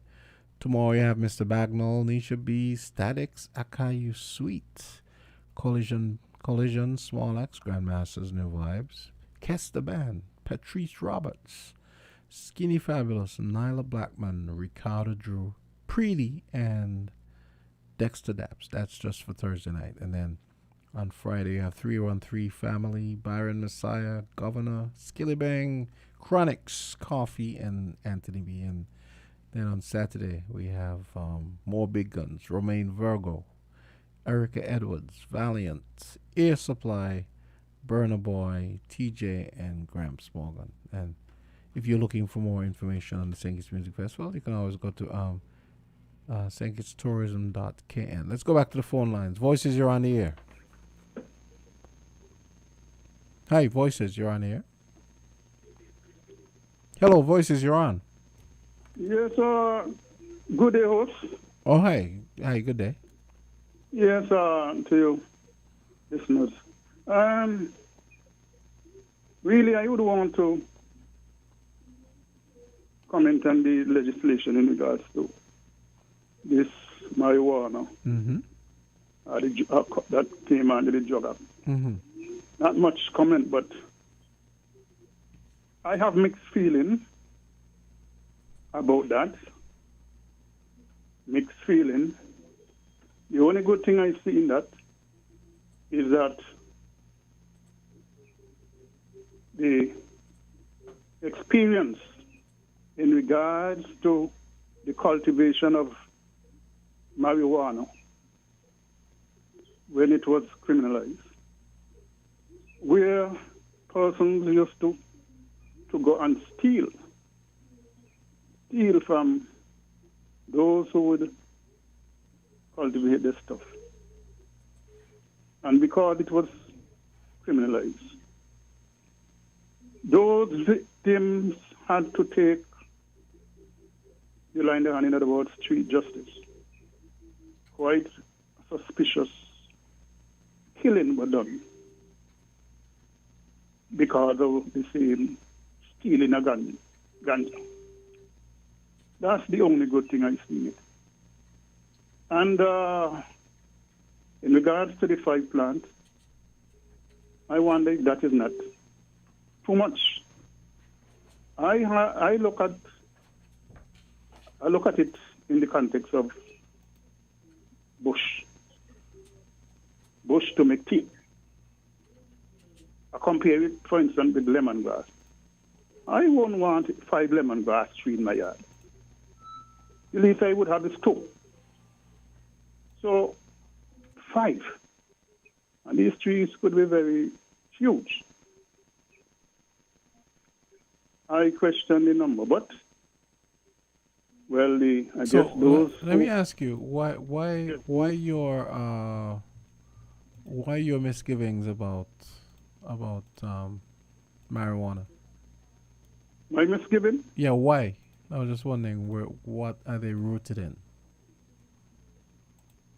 As I said already, because one could not go to the police and report that they were victim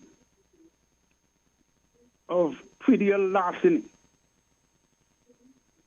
because those plants were illegal then.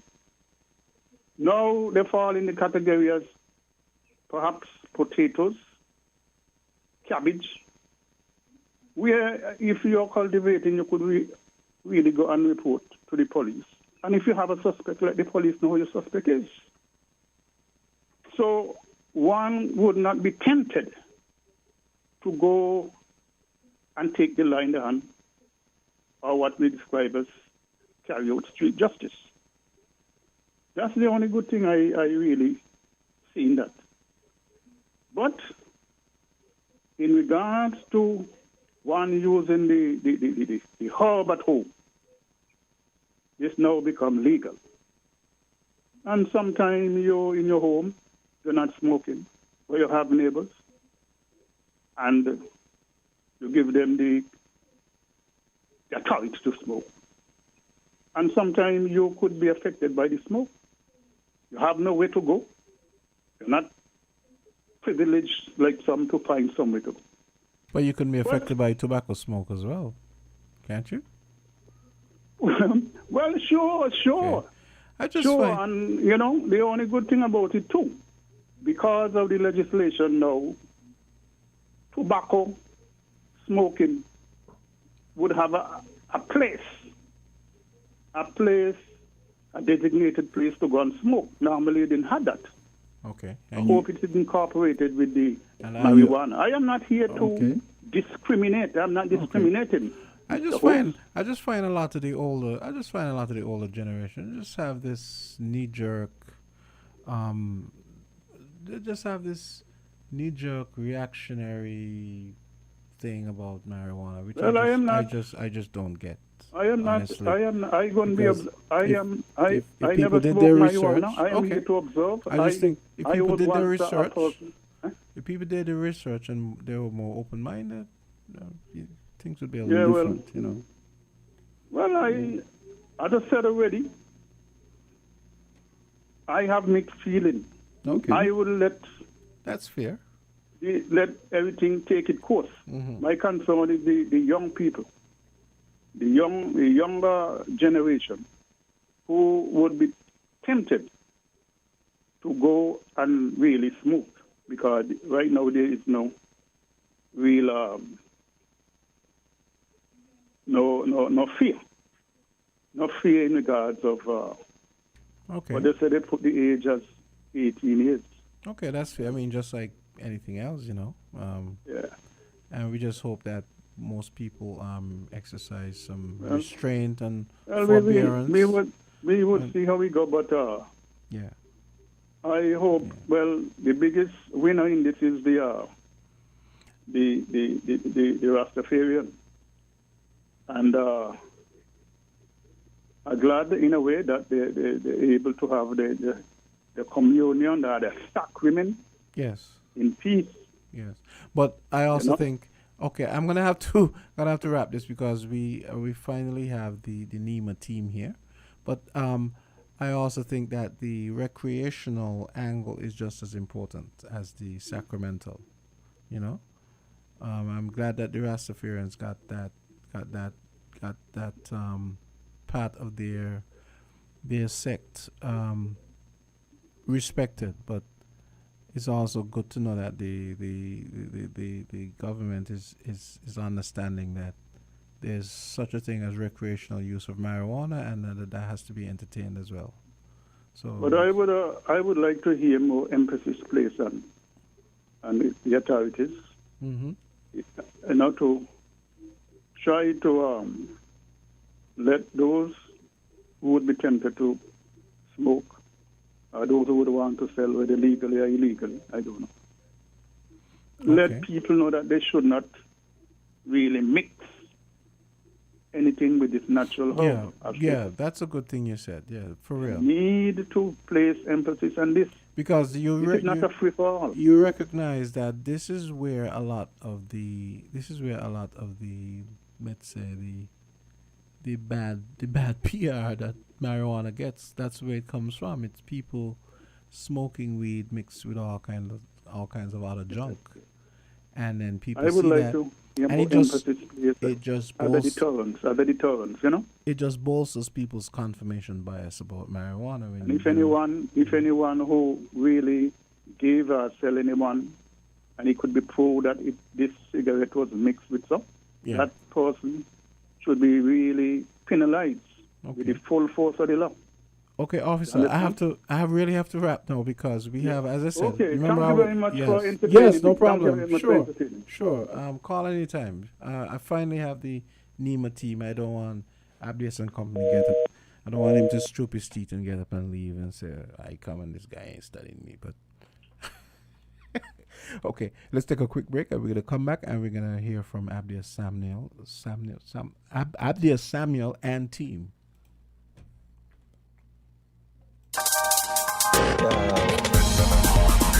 We're different.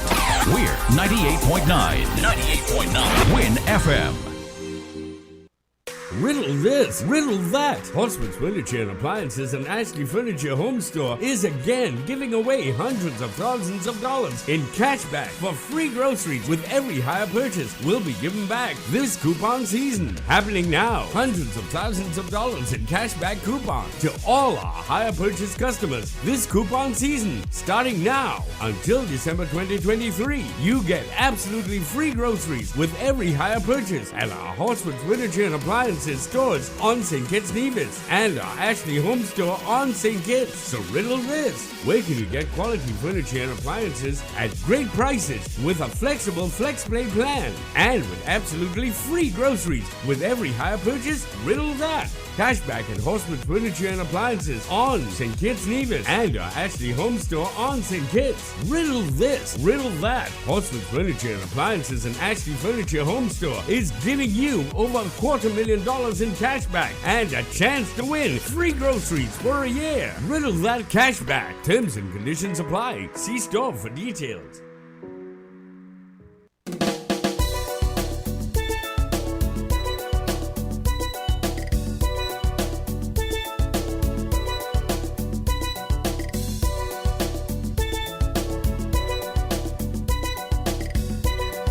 It's 12:52. You know, sometimes people say better late than never, but I'm gonna go with leaving the best for last. we were supposed to have the NEMA team at on Voices. Presumably, I was expecting them to show up at the beginning of the show. They didn't, but they are finally here, and we have a storm that is approaching our general vicinity. And it's supposed to probably start affecting the weather to a lesser or greater degree. probably starting tomorrow. So we have Abdias Samuel and his team, Elmer Burke and Aurico Lennon Carty, and they are Lennon Petty. Sorry, I'm so sorry. And they're here to spread some awareness to the general public about some of the things they should be doing for the hurricane season, and the fact that we have a storm this early in the season. Good morning, guys. Or good afternoon. Good afternoon. I didn't have any breakfast, so you know. We didn't have any. We're on the same page. No, don't worry. Yes. Okay. So thank you for having us. I will. Could you get closer to the mic? Sure. Just pull it. Yeah. Okay. Excellent. So we will start off by having Mr. Burke give his report, but we want to wish a good afternoon to all your listeners and viewers and followers, and we will do our best to provide you with some pertinent information at this time regarding our weather systems here, St. Kitts and Nevis, and regionally. Mr. Burke. Okay, thanks, Mr. Samuel. Good afternoon, listeners and viewers. By the way, Mr. Burke is from the meteorological office, right? Yes, please. Yes, okay. I'm the senior meteorological officer at the St. Kitts Met Office. Basically, what we are looking at for 2023 is an average season for the Atlantic hurricanes. So when we talk about an average season, we are speaking about 14 storms. 7 of those may develop into hurricanes, and 3 of those hurricanes may develop into major hurricanes, categories 3, 4, or 5.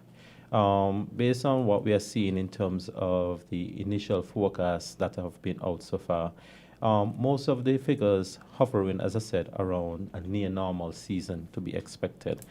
Some are suggesting that we can see about 15 storms, 8 of those developing into hurricanes, and 3 developing into major hurricanes.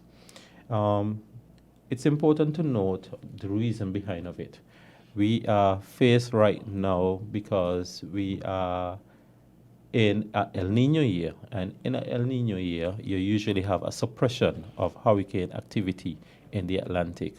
However, at the same time, for this year, which is an abnormal year, we have extremely warm Atlantic ocean temperatures, extremely hot sea surface temperatures in the Atlantic, and that is fueling the systems as they come off the African.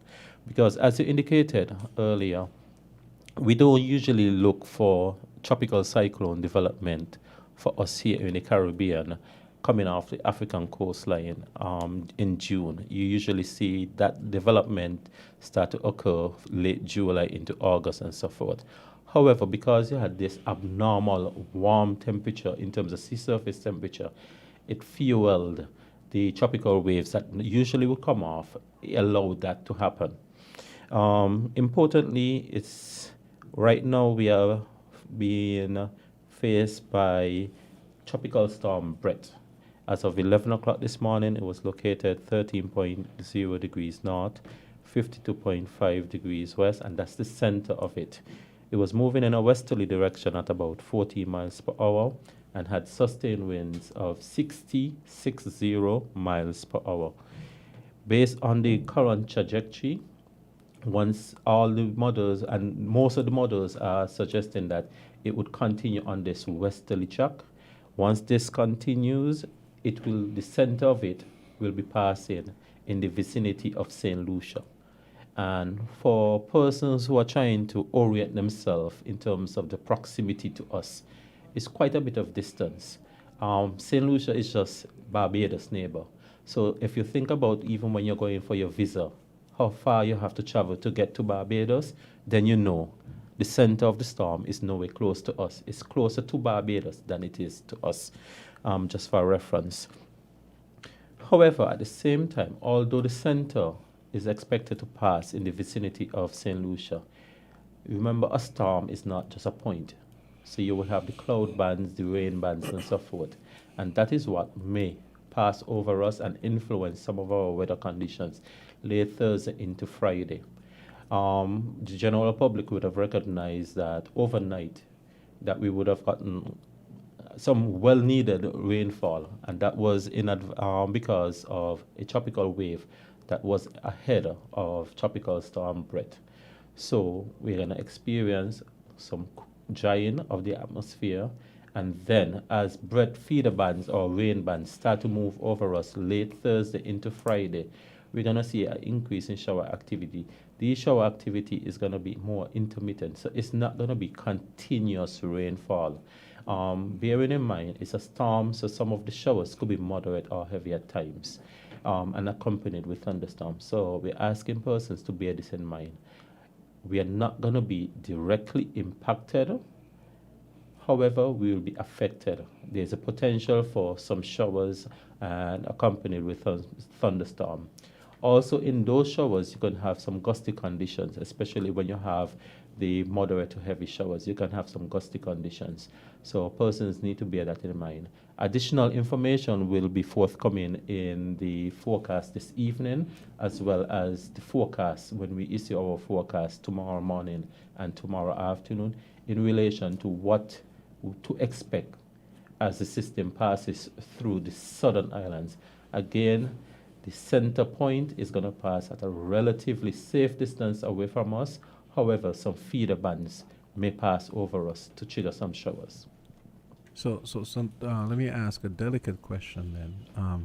Does this mean that, I guess this means that, I might maybe ask a leading question. Mm-hmm. So would you say that the St. Kitts Music Festival will be minimally affected?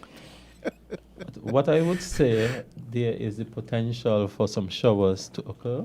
Mm-hmm. Just like when you're having any normal Exactly. activity, Funny you there's a said that. I was potential about to say happen. that actually. There So, isn't yeah. a guarantee Okay. that we will have showers during the event, Mhm. but there's a potential for some showers to pass. So persons need to just bear that in mind. So Okay. if it means, if you have to walk with a raincoat or umbrella, just the normal preparations. If you hear a tropical wave or so is in the area, just bear that in mind. So, folks, you heard that when you're packing your blunts, make sure you pack an umbrella as well. So, I couldn't resist.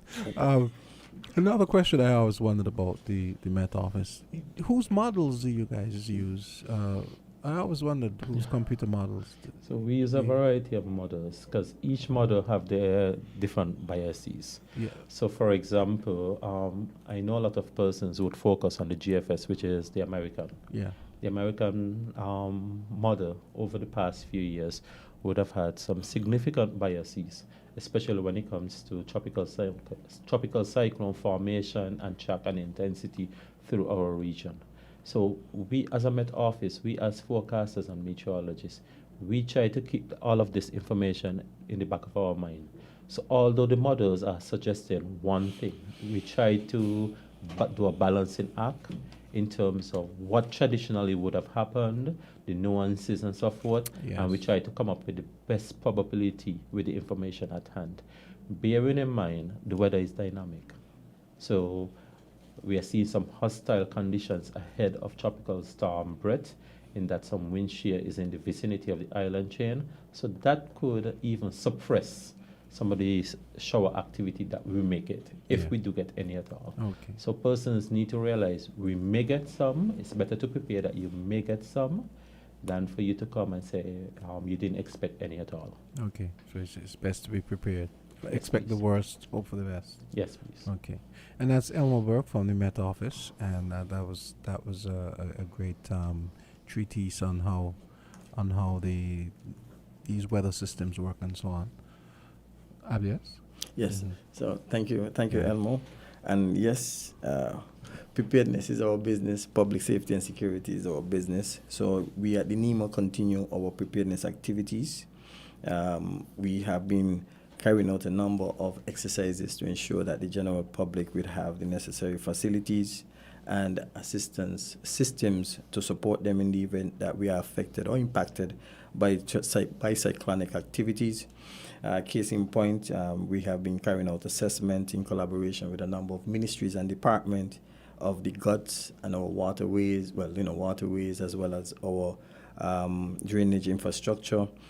We have also have been engaging with the ministries and departments that will be responsible for ensuring that we have the adequate relief supplies, the emergency relief supplies for our citizens and residents. We have also been engaging with our private sector partners as well to ensure that they themselves are ready to support any type of response activities. As a matter of fact, we want to apologize to you, the radio station, and your listeners as well, and viewers, because we have, from since 9 o'clock this morning, we have been in meetings with a number of agencies. Then we would have, from that meeting at 9 o'clock, we had another meeting at 10 a.m. with the national security to make sure that our apparatus is ready. And then right now, I should be at another meeting right now, which is, we call it CDPG, which is the Caribbean Donor Partner Group's meeting, because CDIMA has already activated what we call the regional response mechanisms because of the threat to other CDIMA member states, in particular St. Lucia, St. Vincent, and Barbados, and by extension Dominica. So now that St. Kitts is somewhat out of that particular trajectory, we too have our regional commitment and responsibility to our brothers and sisters in other parts of the region. So we are also preparing for that. Locally, again, we continue to advise the general public, in particular those who may have plans to travel down to the Windward Island, to check with the various airlines, because what airlines tend to do in this particular type of environment is to move the aircraft to a safe location. So you might be losing out on travel. So if you travel arrangements for this particular weekend, we're advising you to check with your travel agent or the airlines to see what impact Tropical Storm Brett is going to have on your travel arrangements. Incidentally, this morning I did read two stories. One was from Liat and the other one from Intercaribbean, Yes. where they were announcing the flights that they were going to be disrupting and so on. Yeah. Yes, yes. And that's the thing with the storm again. So we want to ask persons to remain alert and look out for these challenges if you do plan to travel. The agency continues with its tree trimming / cutting activities. As we know, there are a number of trees that are affecting persons. And we also want to persons to continue to prepare for the hurricane season. We see what is happening with this El Nino effect. So we want to make sure that you review your family plan. If you don't have a family plan, please develop a family plan. It could be something simple as just having a discussion around the table as to the who's, the what, and why, and what actions we'll take. The business, I'm reaching out to the business community as well, to continue to do their preparedness activities in terms of checking out the infrastructure, having discussion with their staff. It's important that we also pay attention to the mental health of your staff, because when persons are affected by these activities, it has a heavy mental challenge on persons. So that is happening at the national level for us. We continue to ensure that our systems, in particular our emergency operations systems, are ready to respond. We have been doing communication checks locally as well as regionally to ensure that we have been strengthening our partnership with the Red Cross in particular, so that we can have that multi-partner and sectorial assistance as necessary. We have also been having great collaboration with the telecommunications service providers, in particular the cable, Digicel, and Flow, in terms of their resiliency to be able to support the general public. And also, we want to encourage the general public to reach out to the National Emergency Management Agency for any particular challenge that they may face.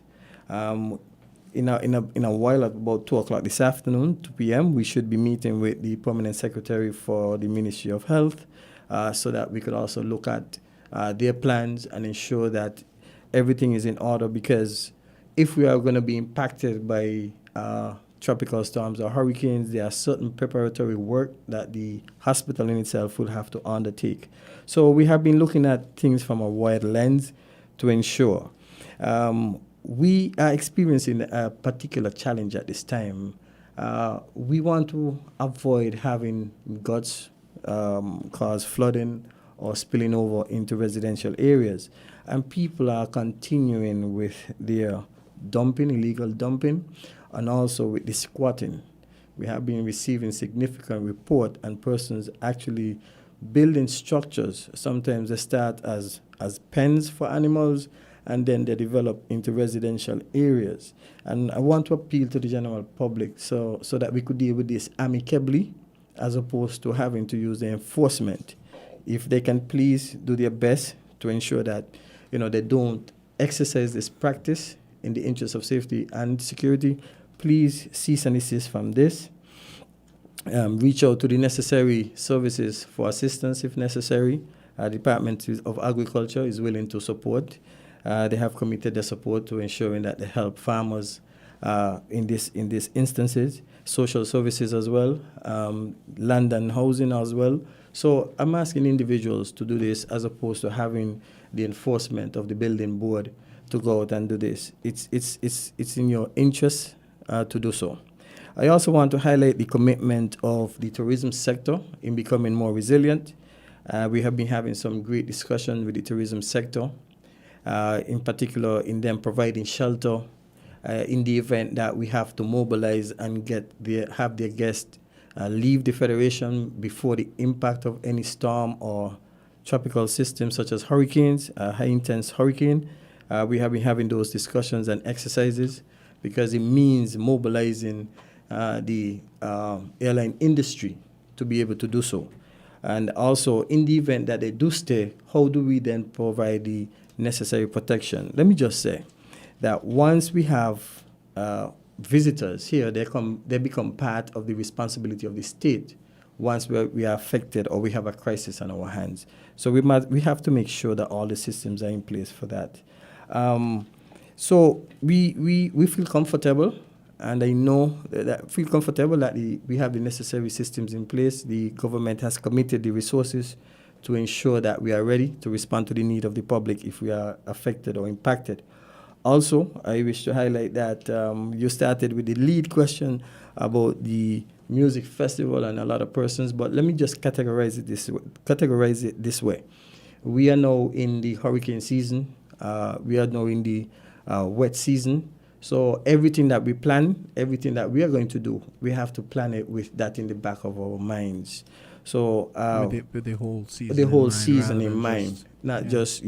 So I think I am personally quite comfortable that we are going to have a very fantastic music festival. I think it's looking at the lineup in itself, it's very interesting. I've had my colleagues regionally reaching out saying, some of them are coming over, especially those in Montserrat and Anguilla and so on. So they're in my fraternity. So, we are comfortable that the weather should be friendly, as Elmo said. However, the dynamism of weather is real, because I was on the phone with some of my colleagues in the windwards. The trajectory of the storm had the storm coming closer to St. Kitts Nevis, the northern leewards. So we already started our preparatory mode in our sub-region. And when we continued to monitor, and we saw that the storm kept going further south, and south. So it now thrusted the windwards now to become prepared for this particular storm. So therefore, I want persons to start to develop this culture of understanding that the weather is dynamic. It can change in hours. It can change over a couple of days, a couple of minutes. It could have easily switched that it was coming up our way. So exactly. We are thankful. That but we regret that our brothers and sisters will have to face this. So let's be ready for when and if it do come. We prepare for the worst, but we hope for the best. Okay, Abdias, Yes. and Elmo and Eureka. Yeah. If you could I'm just going to take a quick break, and Yes. if I want you to take 2 or 3 Sure. calls from the folks, and we'll come right back.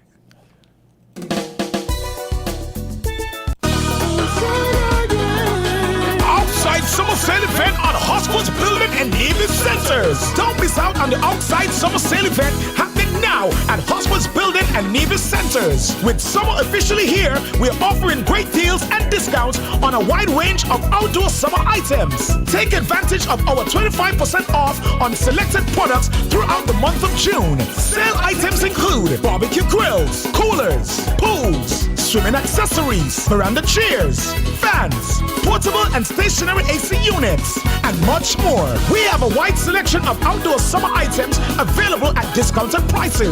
Visit Hospice Building and Nevis Centers to take advantage of our outside summer sales event happening now. Remember, selected outside summer items are 25% off. Enjoy the summer season with great deals on outside outdoor essentials. Terms and conditions apply. See store for details. June is the month of fathers and dads at Horsewood Furniture and Appliances and Ashley Home Store. So come now for their dad deals and discount sale event during the entire month for dads in June. This Fathers and Dads month of June, get up to 30% off on TVs, recliner TV stands, and mattresses. Yes, get dad deals and discounts up to 30% off on selected items, including TVs, recliners, TV stands, mattresses, and more. Happening now and for the entire month of June for fathers and dads at Hospice Furniture and Appliances and Ashley Home Store. Terms and conditions apply. See store for details. We're different. We're 98.9. 98.9. Win FM. Riddle this, riddle that. Hospice Furniture and Appliances and Ashley Furniture Home Store is again giving away hundreds of thousands of dollars in cash back for free groceries with every hire purchase. Will be given back this coupon season. Happening now. Hundreds of thousands of dollars in cash back coupon to all our hire purchase customers this coupon season. Starting now until December 2023. You get absolutely free groceries with every hire purchase at our Hospice Furniture and Appliances stores on St. Kitts Nevis and our Ashley Home Store on St. Kitts. So riddle this. Where can you get quality furniture and appliances at great prices with a flexible FlexPlay plan and with absolutely free groceries with every hire purchase? Riddle that. Cashback at Hospice Furniture and Appliances on St. Kitts Nevis and our Ashley Home Store on St. Kitts. Riddle this, riddle that. Hospice Furniture and Appliances and Ashley Furniture Home Store is giving you over $250,000 in cashback and a chance to win free groceries for a year. Riddle that cashback. Terms and conditions apply. See store for details.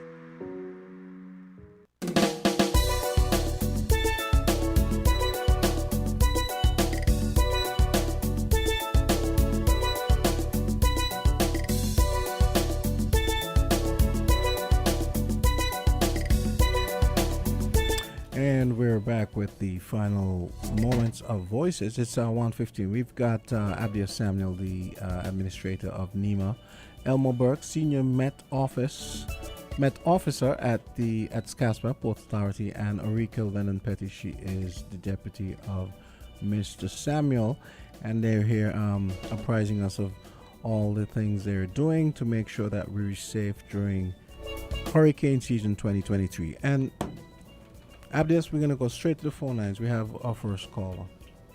Voices, you're on for the NEMA team. Greetings forwardly. Same to your guest. Okay, we heard the word health. And the meditation move on the ones who are around us who are mentally ill and homeless.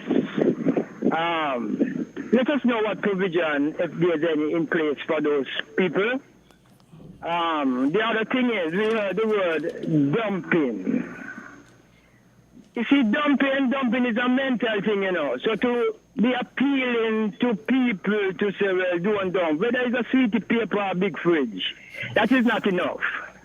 And we heard about administration mentioned here.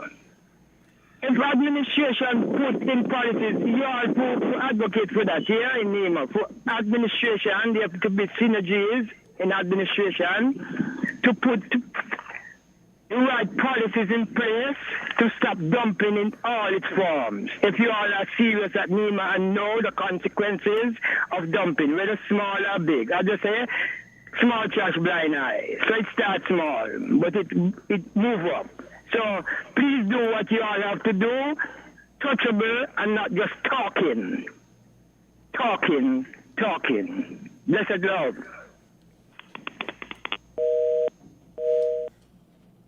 Okay, so you just heard from the first caller. So callers, if you have any calls for the NEMA administrator, just give us a call. Oh, here we go back to the phone lines. Voices, you're on. Hello, Voices, you're on. Hello. Okay, that person. Hello. Hello. Hello, go right ahead.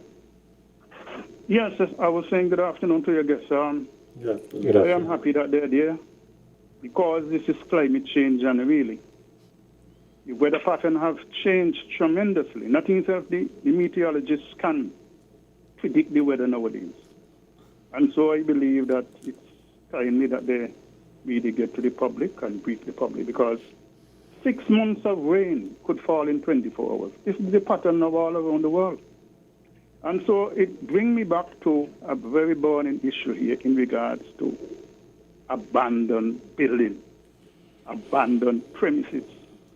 I heard the Attorney General hinted that he's now looking to get legislation drafted. I welcome it, but I think it's timely. It should be in before the legislation passed now. And so with these abandoned buildings, and in recent time, we see some of them being caught fire, whether maliciously or otherwise. And we also witness illegal weapon, firearm being found in them. And I think it's time now to get the legislation in place to deal with it, because if you have strong winds, these abandoned buildings, the material could come flying objects. Very serious. And so you, NEMA, must move the administration in regards to this. As I said, the Attorney General hinted that he's going to move by making the necessary, but it needs to be done quickly. We are in a climate change environment. These weather system is coming real furiously and violently. So I have a situation here where I have an abandoned building. There is a tree, not a proper on my premises, but it poses a danger to my... I've been even in Basti at the NHC, to the bank, to discover who they own this building, who is in charge of it. And this is happening since on the Dr. Douglas administration, Dr. Timothy Harris, and now it's Dr. Joe. I am calling on my friend Dr. Joe to move on this, show where you are different. And I would really appreciate NEMA if you can assist me in getting this tree cut, because at the end of the day, you don't have an owner. I undertook to cut it once, and I paid money. But I am a senior citizen, and this is where the authorities comes in to move swiftly to address this growing hazard with these old abandoned buildings and premises. Thank you very much. Good. You know, Abdias, that leads me to a question. Something I always wondered, and I know it's not your bailiwick directly, but I always wondered. I know where he lives. I always wondered: are there any long-term plans for moving people from, say, along the coastline? You know, all those people who live on, say, Challengers and Virchiles, and there's that area where this is the main road and the beach is maybe just about 30 feet that way, and there are all these houses. Are there any plans to get those people to move? Because clearly that's a hazardous area, even at the best of times. Even when we have the mild storms, it's still a problem, right? Definitely. Yes, it's within our jurisdiction to advise the government on any type of hazard that would impact lives and livelihoods in the Federation of St. Kitts and Nevis. So in this regard, just to deal with the question that you just asked, we will collaborate with a number of stakeholders. And then what we will do, we will advise the government. But relocation projects is something that is long-term, yes, and it's something that we continue to discuss on a multi-sectorial type or multi-stakeholders type of meetings. because the reality is not only because of climate change, but because of the vulnerability of coastal erosion. And we have seen the evidence of that, not only in St. Kitts and Nevis, but regionally. And because most of our developments are on the coastline, we do have to advise the government in particular on matters of such. I know that St. Kitts and Nevis, this was undertaken some years back in a particular area, which I will not mention, in terms of persons being relocated where they got lands and everything else. And they did move, but then there was some other specific challenge to that. So based on those after action reviews that has been done, we then have to strategize, as you rightfully said, long term. How do we look at the policy of it, the regulatory aspect of it, in the interest of public safety and security for those persons? I mean, persons have rights, persons have, they have property, and they have a number of things that they have a right to. So it's a sensitive matter that has to have a number of consultatory type of process to it. Whether it be consultation, town hall meetings, the regulatory town halls for that as well, because it can actually have some complications for persons in the political sphere as well.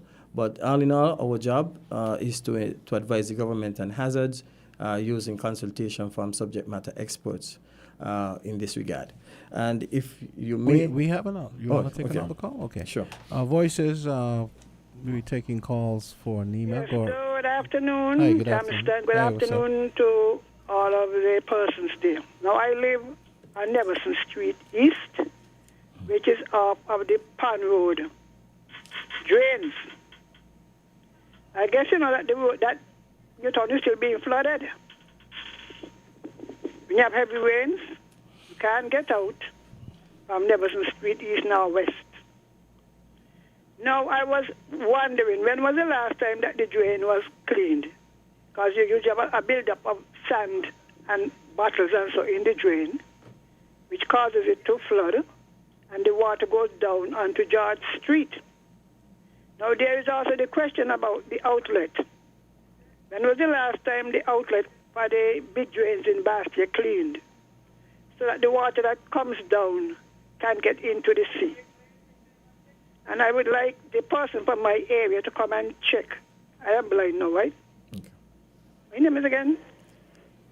I would like you to come and check my area. For me? Yes. There's a government cock entry outside my place. And other structures, I don't know how safe and secure they are.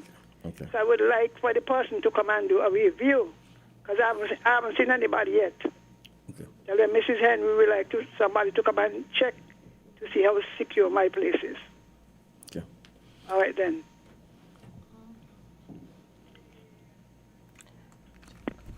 Okay, so that's it for that call. Yes. Okay, so I could start with the last caller, Miss Henry. So thank you, Miss Henry, for the call, and I agree.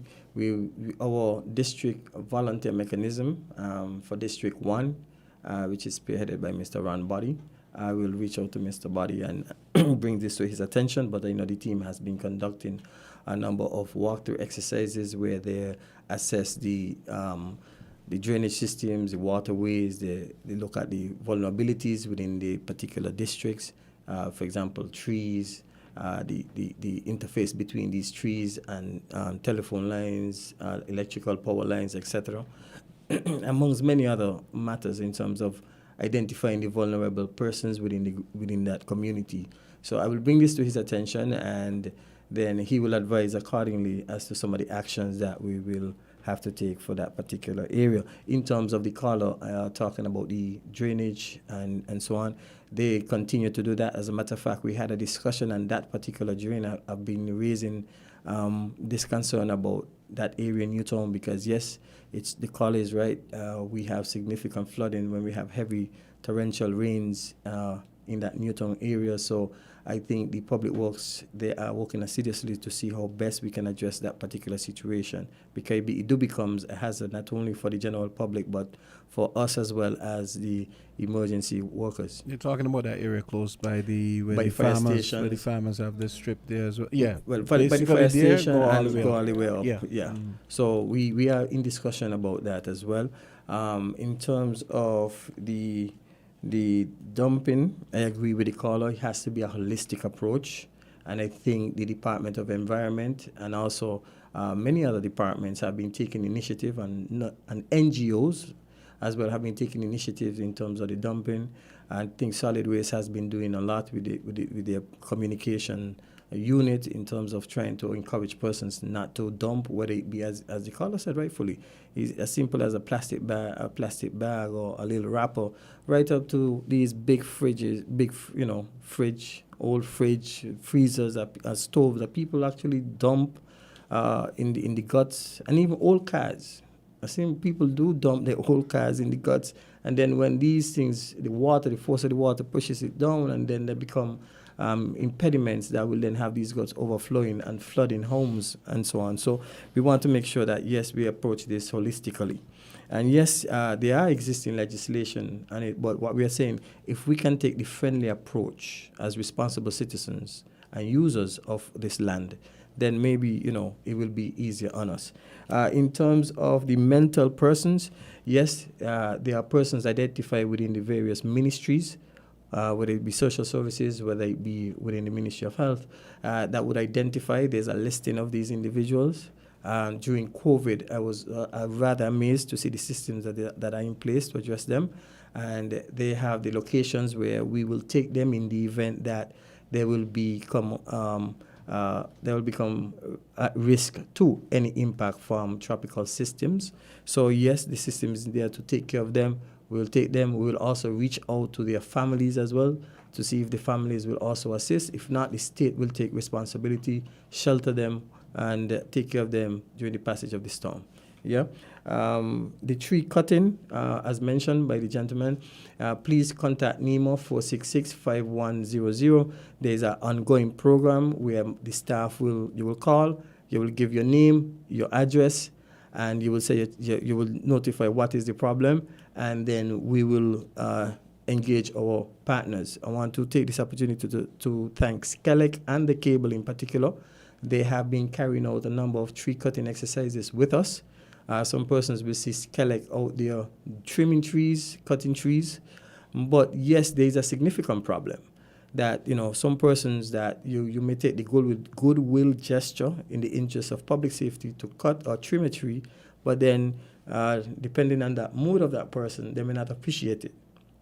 So we sometimes, when it comes to private property, we have to engage with those owners, property owners, so that they can give us the okay to do the trimming. Yeah. Bearing that in mind, again, we want to encourage persons to have the insurance in place for their homes because we are vulnerable to many things. In terms of the abandoned properties, yes, some of these properties can become flying projectile that can harm others. But the sad reality is that some of these properties do have owners, and you will need to get consent for some of these owners to be able to take some sort of corrective action measures against these abandoned properties. So it's something that we do take into consideration. We do address. We do bring to the attention of the relevant authorities for them to have actions taken against such hazards. So, yes, I want to thank the callers for those questions, concerns, and we will seek to address Ms. Henry and have Mr. Ron Body and his team in District 1 visit, and as well as my staff. The homeless and the mental, I would have indicated already. And the tree cutting, you can access these services through NEMO by calling NEMO 466-5100 and giving them the information, and then we would assist you. No, we're out of time. I'll give you guys the last word. I don't know, Elmo, if you have any last words you want to give before you guys leave. Yes, okay, thanks. I just want to remind the general public that, yes, Brett is out there. However, but it's heading, based on the current trajectory, it's heading towards the St. Lucia, Barbados area. However, we may, and note the word I say, we may get some feeder bands generating some showers across the Federation late Thursday into Friday. We're going to continually monitor it, providing updates in the evening forecast this evening, as well as tomorrow morning and tomorrow evening. So persons need to pay attention to the information coming out of the Met Office, monitoring not only Brett, but any developing systems. So we'll be on it. One quick question. I have AccuWeather and the Weather Channel app on my phone. It's fine to use those as well, too, right? No. It's not fine? No, because what you find, some of those apps and so forth, they utilize different models, and you're not certain which model they're using. That's fair. And That's why I they're asked the using it from question, a large scale. Mhm. What we try to do, we try to localize conditions. Yes. So we take the model information and we bring it down to a regional level and then to a country level. So that would inform what potential impact our weather system could have on the country. So sometimes that is not captured in the AccuWeather apps and so forth. Yeah, okay. That's fair. Which is why I asked the question. Okay. Again, no, I just wanted to reiterate that particular point. Again, please pay close attention to the local authorities and the information that the local authorities are providing. And we want to ask all persons who wish to also share information, reach out to NEMA, and we will share the information with you so that you can help us to reach everyone in our society. So again, information is crucial at this time, and we will be providing you up-to-date information as much as possible. Ms. Petty? I think Mr. Samuel said it best. We at NEMA and as well as Met Office, as usual, we try and discourage persons from becoming their own Met Officer. We know we have persons in society because, information is at the tip of our fingers now, and because of that, sometimes we take the weather that we see and we take it to mean that that is what is going to happen locally. But we want to discourage persons from doing that. We encourage them to reach out to to be guided by the local authorities, which is the Met Office, because as Mr. Burke would have said, they localize the weather information for St. Kitts and Nevis. And so that is the one that we should be guided by. As well as I would also like to take this time to encourage persons that we are in the hurricane season. As you see, the Atlantic is already active. And so I would like to encourage persons, if they haven't done so already, to start doing their general hurricane preparedness activities. Make sure that they have their disaster kits as well as they do their general checks around their homes. Okay. Well, one thing I want to say to follow up on her point is this would be a good time to give listeners you guys have a website that's easily reachable, because hey, you gotta hand it to AccuWeather and all these other people. It's just there, Yes. So currently we do not have our website. However, the information is provided through the various media houses. All the media houses in St. Kitts and Nevis, we provide that information, who in turn disseminate it to the general public. We'll be working on our website hopefully later this year, and once we get that up and running, then we would alert the general public. So persons would have various options to get their information, whether it be through the media houses or directly from our website. So once we reach and we're working on the app, right? The app is coming soon. Don't worry. I love how you guys are shading me for having AccuWeather and weather.com on my phone. But anyway, I ain't mad. Okay, now this was great. Like I said, better late than never. And once again, on behalf of the general public, we appreciate everything you guys have been doing through COVID and for the hurricane season that just started on June 1st. So, thank you for having us. Best of luck. Thank you for being a good partner with us as well. Yes. Okay, folks. So that's going to do it for today's edition of Voices. And Voices is brought to you by Hosfords. That last segment was brought to you by Hosfords. And this is where I check out I'm going to be back with you guys tomorrow for Island Tea. That's at 8 o'clock, and we're going to have the spin cycle tomorrow. We're going to be giving away some tickets tomorrow as well, so you guys are going to want to tune in for that. Outside Summer Sale event on Hospital's Building and Navy Centers. Don't miss out on the Outside Summer Sale event happening now at Hospital's Building and Navy Centers. With summer officially here, we're offering great deals and discounts on a wide range of outdoor summer items. Take advantage of our 25% off on selected products throughout the month of June. Sale items include barbecue grills, coolers, pools, swimming accessories, veranda chairs, fans, portable and stationary AC units, and much more. We have a wide selection of outdoor summer items available at discounted prices. Visit Hospital's Building and Navy Centers to take advantage of our Outside Summer Sales event happening now. Remember, selected outside summer items are 25% off. Enjoy the summer season with great deals on outside outdoor essentials. Terms and conditions apply. See store for details. Found the sound 98.9 Give your car some TLC with CNC